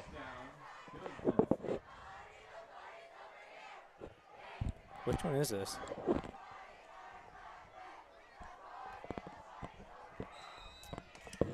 I don't know, you're going to trace the wire. I know. All right, and we are under center here, first and 10. First and goal from the 10. Pitch outside to number 44. One guy to beat. Good job, Darian Brown. Took on the blocker and somehow managed to trip up the running back there. Still got a gain of about 7 yards, and it's going to be second and goal from the 3. You good to go now? I think so. Killing me. Yeah. Killing Sorry. me. Got camera, got color, got play-by-play, got scoreboard. I'll do the play-by-play, and maybe scoreboard if I can figure out if I can get it working. It never works when I try it. 48 seconds to go here. Hillsboro threatening. Keller comes in motion, and they fumbled the football. Yeah, that was an opportunity there for St. John. It was. But the Hillsboro quarterback does fall on top of it. Dang. Well, that'll bring up third down. About 6 from the 6-yard line.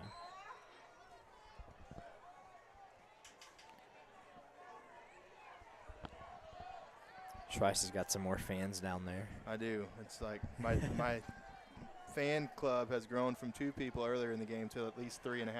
Hand off to the back, number 44, and he's going to be short by a lot. I'll tell you what, it's impressive to see those Hillsboro linemen. They are getting on people They are. at the linebacker level and at the defensive line level, and they are driving them back well into the end zone.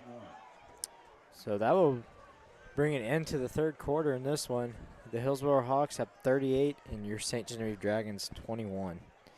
And if St. Gen has any chance to get back in this game, it's gonna hinge on this first play coming out here. It's gonna be fourth down. Fourth down?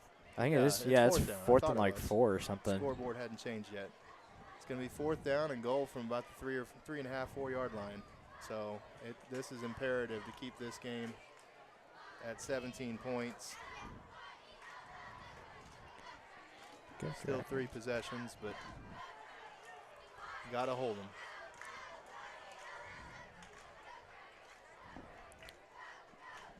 It can be done. While we have a chance, let's go through our sponsors again here real quick. And first we have Fleeg's Farm Equipment.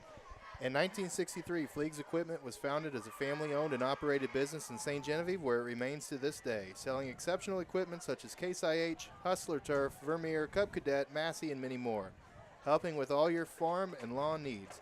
Service from the time you enter the door or pick up the phone is taken to heart. Because at Fleeg's Farm Equipment, they ask that you let our family take care of your family. Fleeg's Farm Equipment, Highway 32 in St. Genevieve, online 24/7 at fleegs.com. Go Dragons. And here comes that big fourth down play that we're going to tell you about. 4th and 4. Oh, 4th and 3. And they hand it off to number 44, and he is in for a touchdown. And again, they had him. They had him in the backfield. Had him in the backfield, had him wrapped up, and just ran right through that arm tackle there. Looked like Matt Hurst had him in the backfield and did not drive the feet. So that's going to make it a 44-21 game.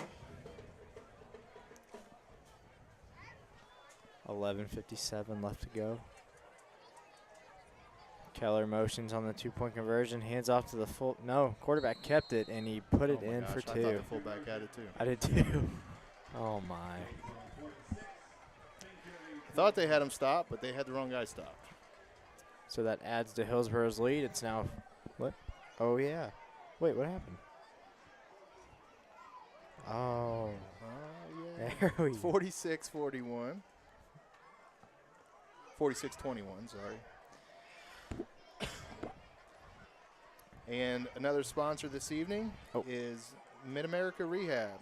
Mid-America Rehab is a proud supporter of all of our high school athletes and athletic programs. We hope that you don't have to come see us throughout your season, but understand that when you do, it is our job to get you back on the field or court as soon as possible. We wish all our community's athletes safety and success and look forward to continuing the positive partnerships we developed with our schools. Good luck and good health to all of our athletes tonight and going forward.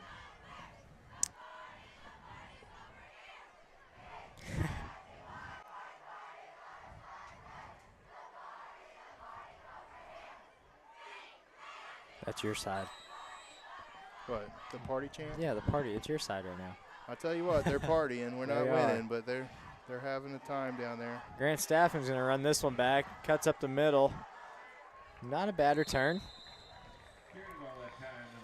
And lastly, sponsors this evening, we have Barley Automotive. If you're in the market for a new or pre-owned car, check out Barley Automotive. Barley's is a family-owned, family-run business that has been a staple of the community for decades.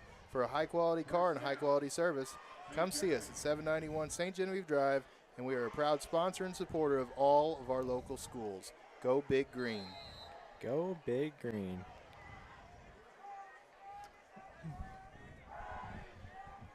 Dragons definitely need to score. And there's Sam Grimminger, Yes. another one of our fine alumnuses from last year. Ball snap back to Chad. Throws out to number 30, Brady Boyer. That's going to be caught.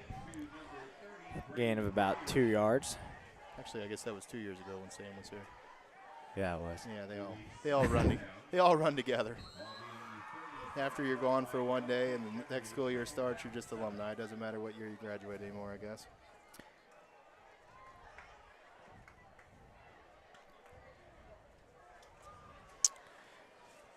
Dragons come to the ball. 11:18 left to go here in the fourth. Snap back to Chad. He's rolling out to his right. He's looking. He's going to throw. And he's got Luke Brewster wide open around the 50. Makes a nice move. Gets about 5 more yards for a pretty big gain. Yeah, this is a kind of a gut check here for St. Gen. They played with them the first half. Tough team, physical team. They came out in the third quarter and kind of got dominated. I don't think there's any way around that. But now it's time to see how they respond and see what kind of gusto that they can play with here in the second half. Chad fakes a handoff to Camden, throws it over the middle. That is tipped by one of the linemen for Hillsboro. It was a pretty impressive athletic play there Yeah, by a man that doesn't look like the greatest athlete. Was it Number 66? Yeah. He's probably about all of 5'7", and a little stocky, we'll say, and he got off the ground and made a good play there. 2nd and 10 from the 47-yard line. Chad, 3 receivers out to his left, 1 out to his right. Camden left side in the backfield. Hike back. He's going to roll out to his left. He's going to throw it out here in the threw it out here to Grant Staffen. Kind of probably took his eyes off it a little bit. Yeah, he had some room there. Yeah, he did. Was unable to pull it in. Bring up 3rd and 10.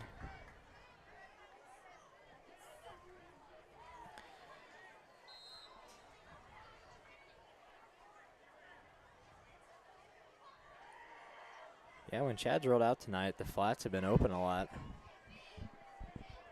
Yeah, you see Hillsboro's kind of backed off now, and they're gonna give those short passes just like that one there. It's a good pass to Brady Boyer. Picks up about 10 yards. Actually, a lot more than 10. He got about like 14 on it.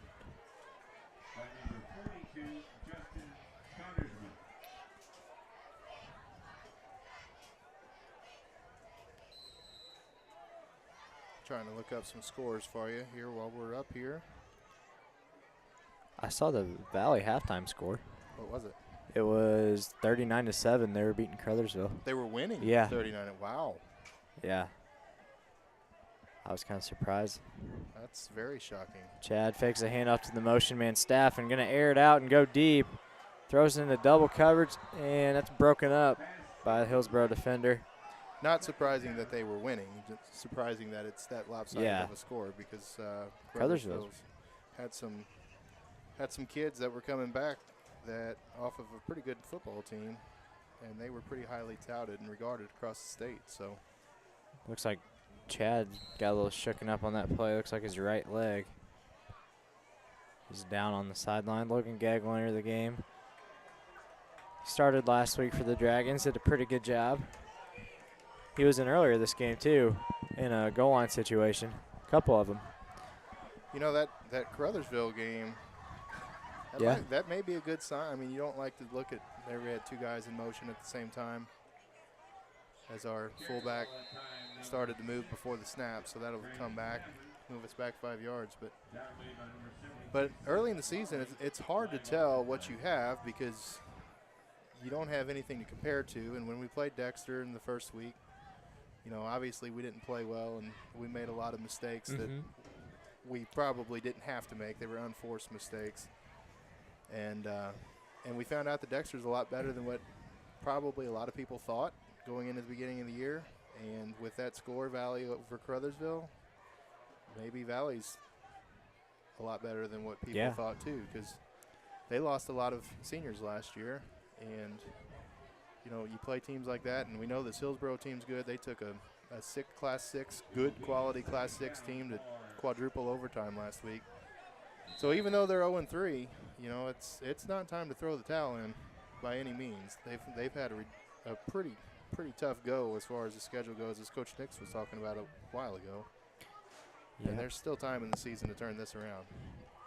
As Dunsey throws over the middle, a little too high for Luke there. Couldn't bring it down. And next week we go down to Fredericktown, and we will bring that game to you. Can you do that game next Friday? Putting you on the spot. Yeah, it should all your loyal followers are listening to you. Don't let them down. I should be able to. But Fredericktown's losing right now to Perryville, 28-0. 28-0. So that should be an opportunity maybe to get that first win on the board. Farmington's up 1 over Cape Central in the fourth quarter, 21-20. Oh, that's an interesting score there. Yeah. Because Farmington and North County were a tight game last week. As Dunsey drops back, throws short.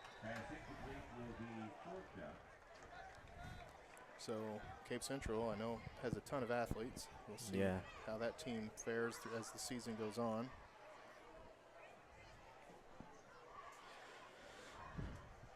Fourth and long for the Dragons. 9:52 left to go in this one. We've got Central leading Potosi only 28-20. That's also an interesting score. Oh. There's some. They in the fourth. Potosi's head coach from last year, went over to Central and is now an assistant coach there. So those kids on the Potosi team probably have a little extra motivation tonight as they play their old head coach. So did one of the players. Right, his son. It was actually his son that went to Central.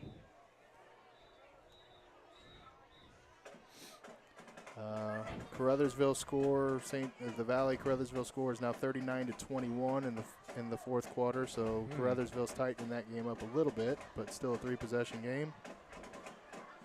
Owensville's up over Cuba.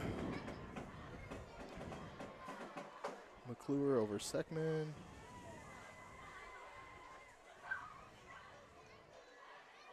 St. Vincent losing 20-0 to Kelly. Kelly won last week also. North County up big over Festus. Really? Yeah. 36-7 that game is. So North County must be better than people anticipated going into the season. Herkey's beating Jefferson 6-0. That's a first half score, so that's not updated. So that's your local scores from around the area. And then Chad Dunsey, snap back to him. He's going to roll it to his right. He's looking downfield. He's going to take a hit and fire it. And a little bit out of bounds. Intended for number 16, Luke Brewster. And that'll be a turnover on downs for the Dragons. A little bit out of bounds. That was a generous call by Derek Morgenthaler. Wow. Maybe a little bit. Maybe a little bit more than a little bit out of bounds. A little bit more than a little bit out of bounds. But in his defense, he did get hit as he threw. So yeah. It was a strong throw. Strong throw. It was. He's really stepped into his throws all night. He's doing a pretty good job. Yeah, it looked like we talked about when Coach Nix was up here in week 1. He looked a little shaky and as Trevor was unwilling to step up into those throws. And now tonight we've seen him, and even last week we saw him really step into those throws and finish the throws and follow through. And he's not scared of getting hit anymore. Yep. Trevor Dury right there now. The former star of St. Genevieve Dragon TV back in the day when I didn't have to work camera and do this. The glory days. Taylor Matthews Taylor's up in. here, maybe. Producer. She can do a little bit of the camera for a while here. As I don't know who that is, but somebody on Hillsboro has a nice run. Yeah. Met by a bunch of Dragons. I'm not their starting fullback in there. I don't know if they took him out or just giving him a breather.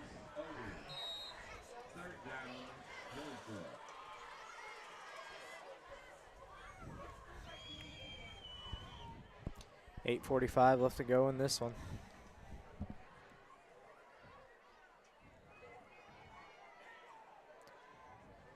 Hillsboro sends a man in motion. They're going to hand it off to him on the left side, following a blocker. And I think he's going to be a little bit short of the first down. Yeah, it looks like it's going to be 4th and 1.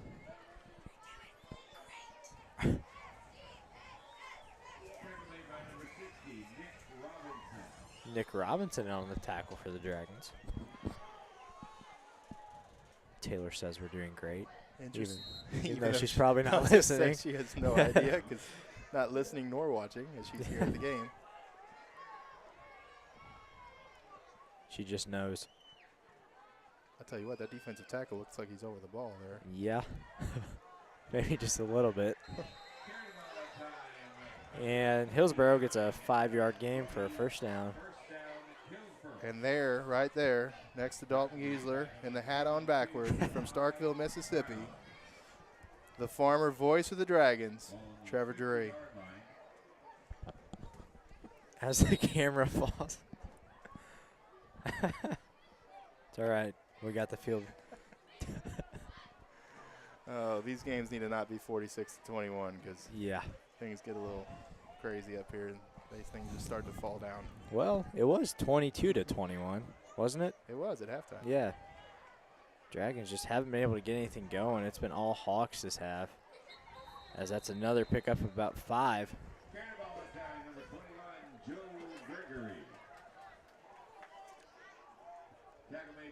I keep in contact with Trevor pretty regularly, and I always ask him what he did, how his day was, and every day his response is the same. I played a lot of golf. He's in the golf course design major, and part of his major is literally playing golf on different courses and learning different things about these courses. So he's got a pretty tough gig. Yeah. Maybe I should have went that route instead. Maybe my golf game would be a little better than what it actually is. Maybe. It's pretty bad. Be hard to help it. Can't be that bad. It's pretty bad.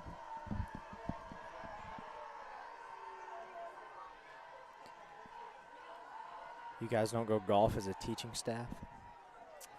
Once a year we get free golf. Really? Teachers can't afford to play golf. It's an expensive sport, Derek. I've tried to play golf. Didn't go well? Not really, no. It's not as easy as it looks. No. You watch those guys on the weekends and you think, man, Like, how I could hard- do how hard- that. How hard can that be? Swing at a stationary object and hit it. You would think it would be pretty doggone easy, but getting it to go straight sometimes is a challenge. Mm-hmm.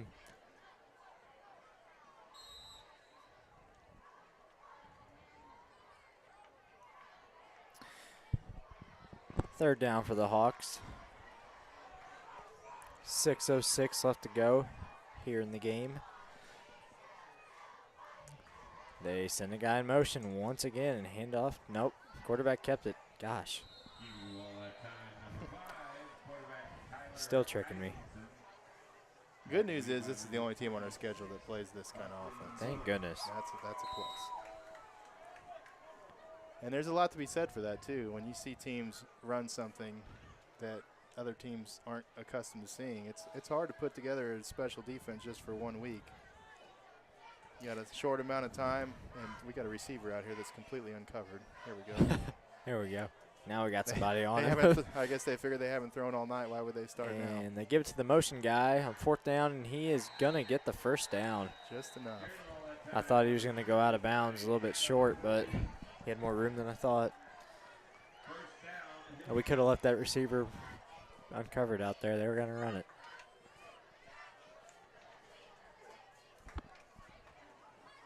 The backs that they have carrying the ball are not their starting backs, but they're fresh.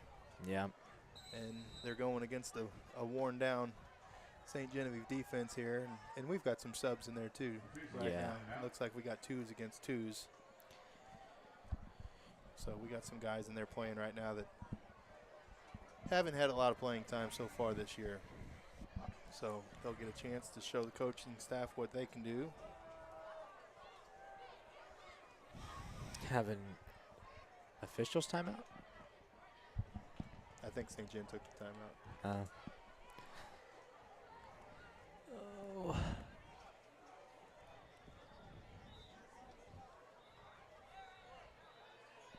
Still got a lot of students over there in the student section, though. Sticking with it. Keeping the faith. Gotta like it.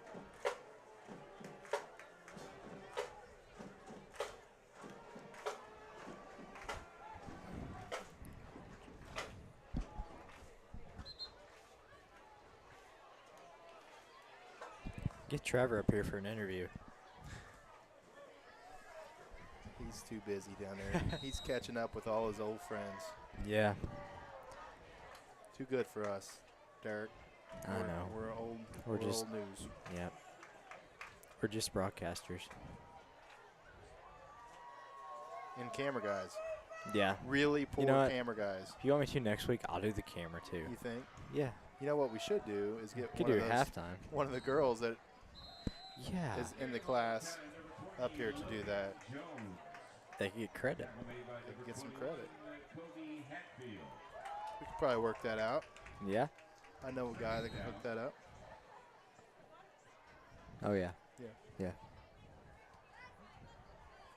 Should have listened to our broadcast last Tuesday. Yeah, we did the JV game. I shouldn't say we. They did the JV game and Valley St. John game. It was a thriller. Good game. Yeah, Came it down was. to the last drive of the As game. Hillsboro running back here. He might take this one all the way, and he will.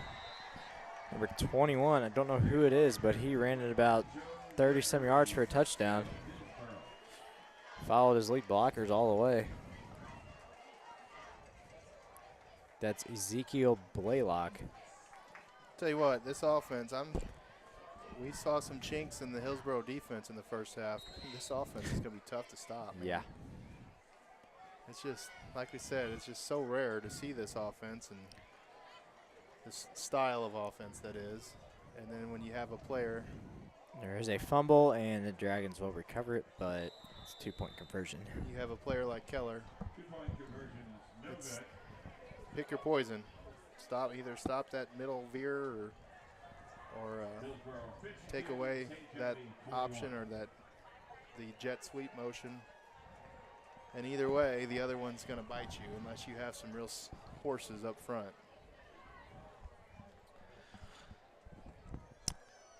So with 4:34 left to go in the game, the Hillsboro Hawks are leading the St. Genevieve Dragons 52-21. Be interesting to see when Hillsboro plays North County, how that game shapes up. That could with be a the, good with game. the first 3 weeks of the season and how those two teams have fared and competed. That'll probably decide the big division of the MAFC. And we haven't seen North County play, but based on scores, they're apparently a pretty solid team. Did they beat Farmington? It was 13-10. They beat Farmington 13-10, I believe, in week 2. Kickoff's all the way back to number 23, Kevin Slinkard. Makes a nice cut. A nice return for Kevin. Brings that up to about the 50-yard line. Well, 47.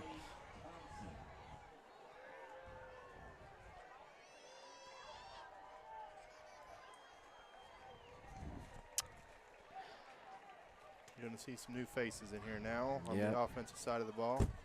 Troy Johnson's in there at wide receiver. Alex DeRouche, Kevin Slinkard, Logan at quarterback, Darian at running back. Motions, Kevin comes across. Hand off to Darian, though, back the other way. God, it's going to come back. Yeah, I know. A good run by Darian, but there was a flag. And again, they are going against the second team defense. It's second team O against second team D. Yeah. So, but you just see glimpses of something special in Darian. Once he gets his sea legs under him and gets a little bit of varsity experience, he's going to be a good player for a few years here in the St. John program. Oh, yeah.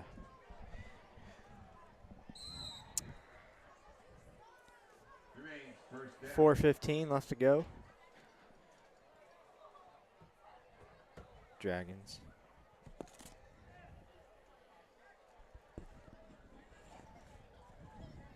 Logan Gagg. Gonna get the snap. He's gonna keep it. Follow Darian Brown's blocking for him. Runs it up the middle. Short gain, about 3. Carry the ball on time number 4, Ethan Etheridge.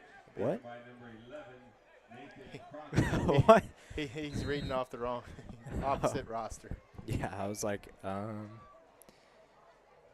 the ball on time number 4. There he goes. There we go. Not Ethan Eckrick. You read number 4 for Hillsboro and number 11 for St. John. It's been a long night. Long night even for the voice of the Dragons, Art Armbruster. Logan Gagg hands it off to Darian Brown, who's still trucking. Picks up about 8 yards.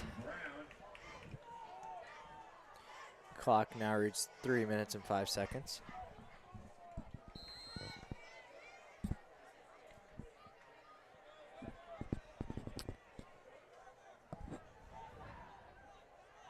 Tell you what, Hillsboro's got some big kids. They do. They have big kids that started, and they still got big kids out there now. Look at number 7. They are, Guy out here. yeah, they are tall, lanky, and bulky in the middle. Another hand off to Darian Brown. He might have enough for a first. Yeah, I think he does. looks like he will. Oh, he's quick to the hole.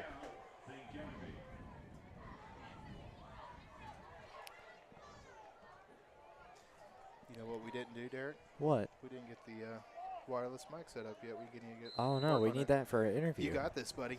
Oh. All right. I'll take over this and the camera and all that good stuff. I got it. I got the Are you camera. sure about that? I got the All camera. right. Logan Gagg keeps it on the right side. It's met by a bunch of Hawks around the line of scrimmage. Tackle made by number 11, Cody Duckman. Second down.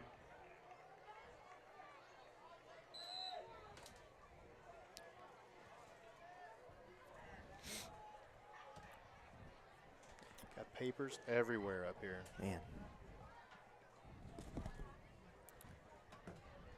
Dragons come to the line of scrimmage, 2nd and 10, 1:50 left. As we drop the mic over here.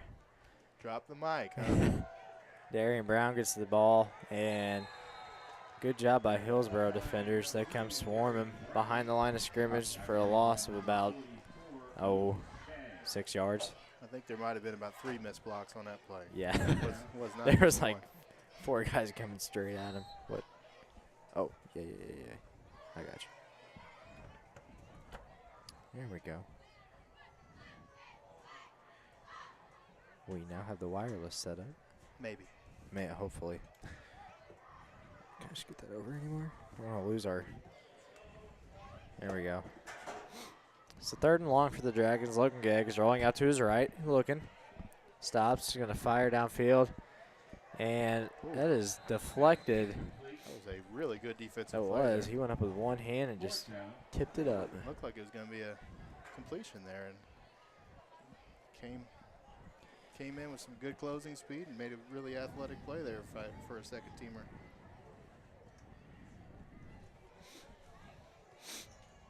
Bring it 4th and long for the Dragons with 56 seconds left to go here in the game.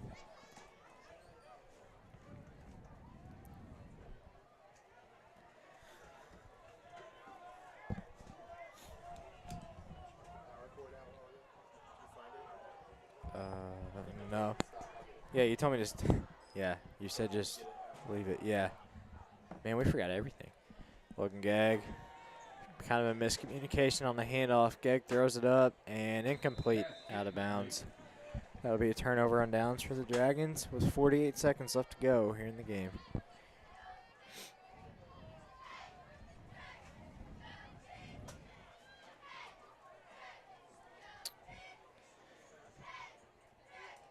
Change of possession will be 1st down Hillsboro.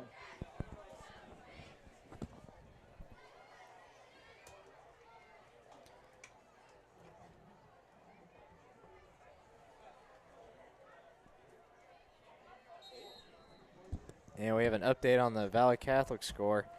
At halftime, it was 39-7. Valley Catholic was up on Crothersville, and now with 4:51 left to go in the 4th, Valley Catholic is only up 5. It's 39-34.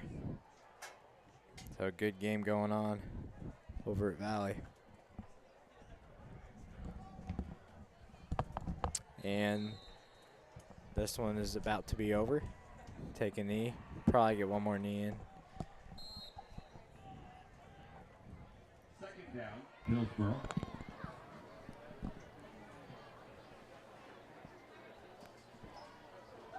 Hillsboro's waiting for the play clock to go down to 1.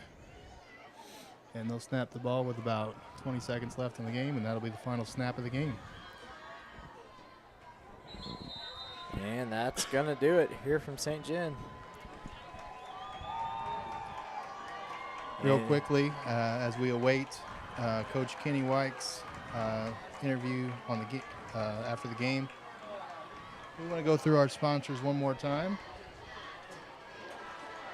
And that's the final. And they are Fleeg's Farm Equipment. In 1963, Fleeg's Equipment was founded as a family-owned and operated business in St. Genevieve, where it remains to this day, selling exceptional equipment such as Case IH, Hustler Turf, Vermeer, Cub Cadet, Massey, and many more. Helping with all your farm and lawn needs. Service from the time you enter the door to pick up on the phone is taken to heart, because at Fleeg's Farm Equipment, they ask that you let our family take care of your family.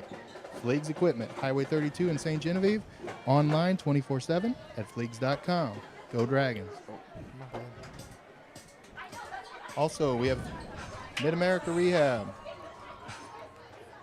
Mid-America Rehab is a proud supporter of all of our high school athletes and athletic programs. We hope that you don't have to come to see us throughout your season, but understand that when you do, it is our job to get you back on the field or court as soon as possible. We wish all of our community athletes safety and success and look forward to continuing the positive partnerships we've developed with our schools. Good luck and good health to all of our athletes tonight and going forward. And lastly, Barley Automotive. If you are in the market for a new or pre-owned car, check out Barley Automotive. Barley's is a family-owned, family-run business that has been a staple of the community for decades. For a high-quality car and a high-quality service, come see us at 791 St. Genevieve Drive. We are a proud sponsor and supporter of our local schools. Go Big Green.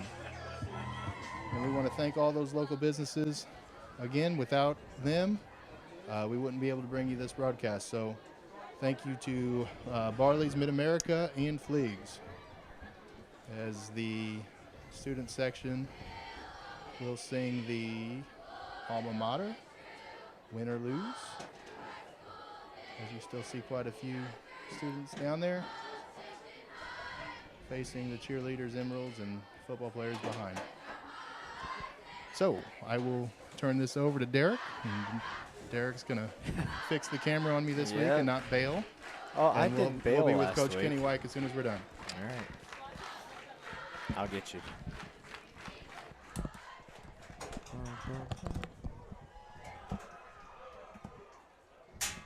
Yes, sir.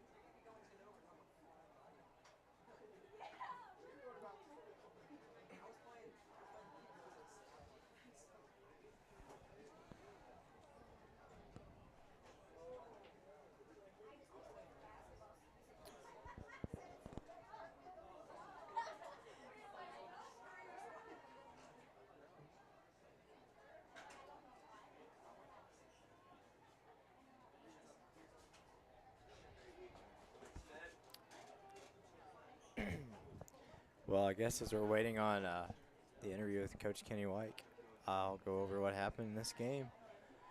St. John came out first half strong, put up 7 points, or 8 on their first drive, and really had good drives the whole first half.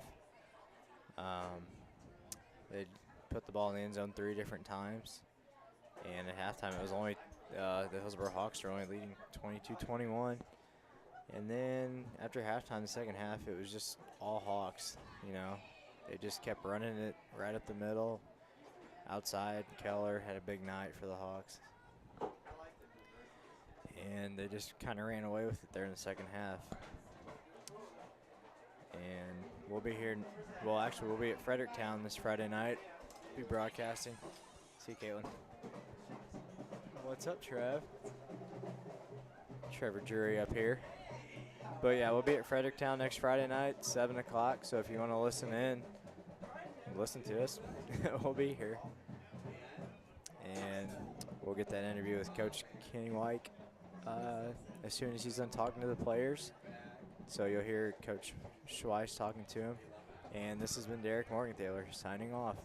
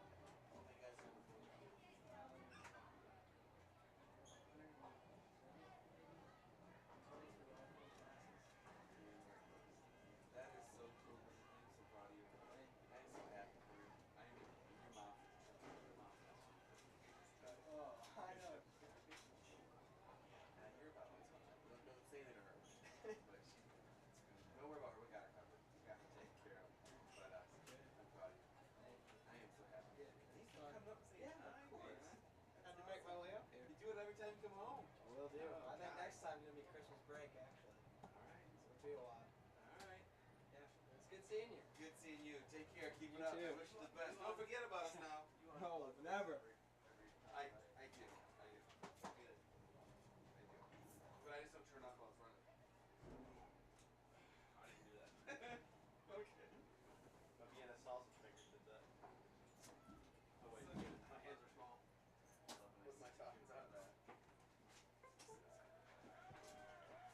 See if I can get up this All right. red So house. this is locked up. This is good.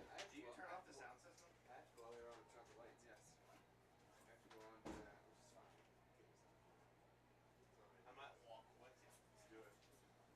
Good exercise. With this weight on my back, it'll be good for me.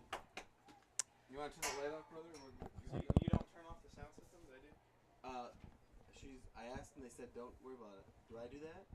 No one's ever showed me how to do it. You want me to do it? I think they're still doing things. Yeah. Yeah. Okay. Have a good evening, sir.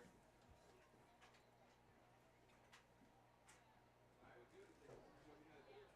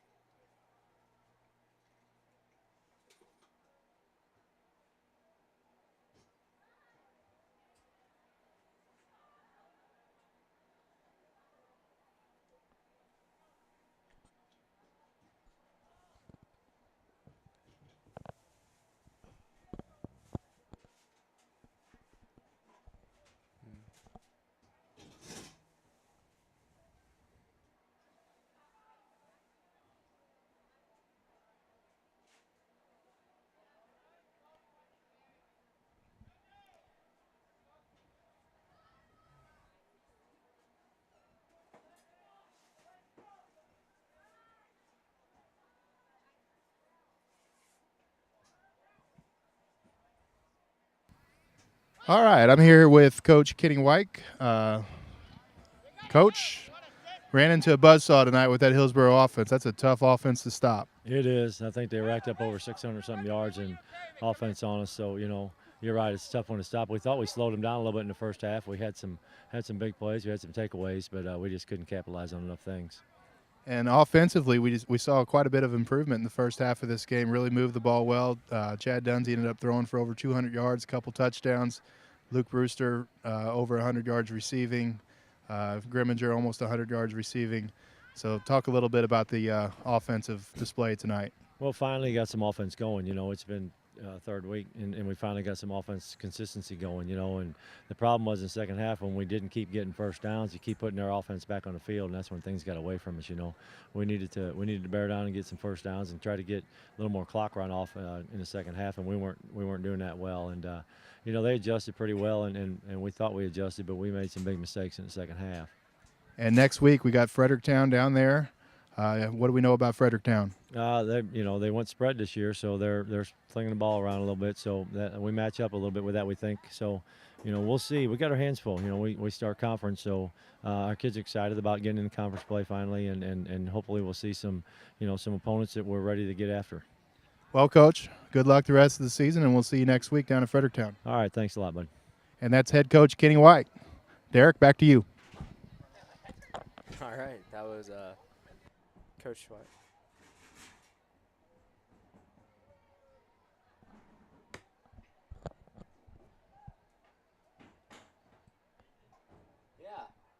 Yeah. Coach Weiss is yelling at me to end it here, so this has been Coach Weiss and Derek Morgenthaler signing off.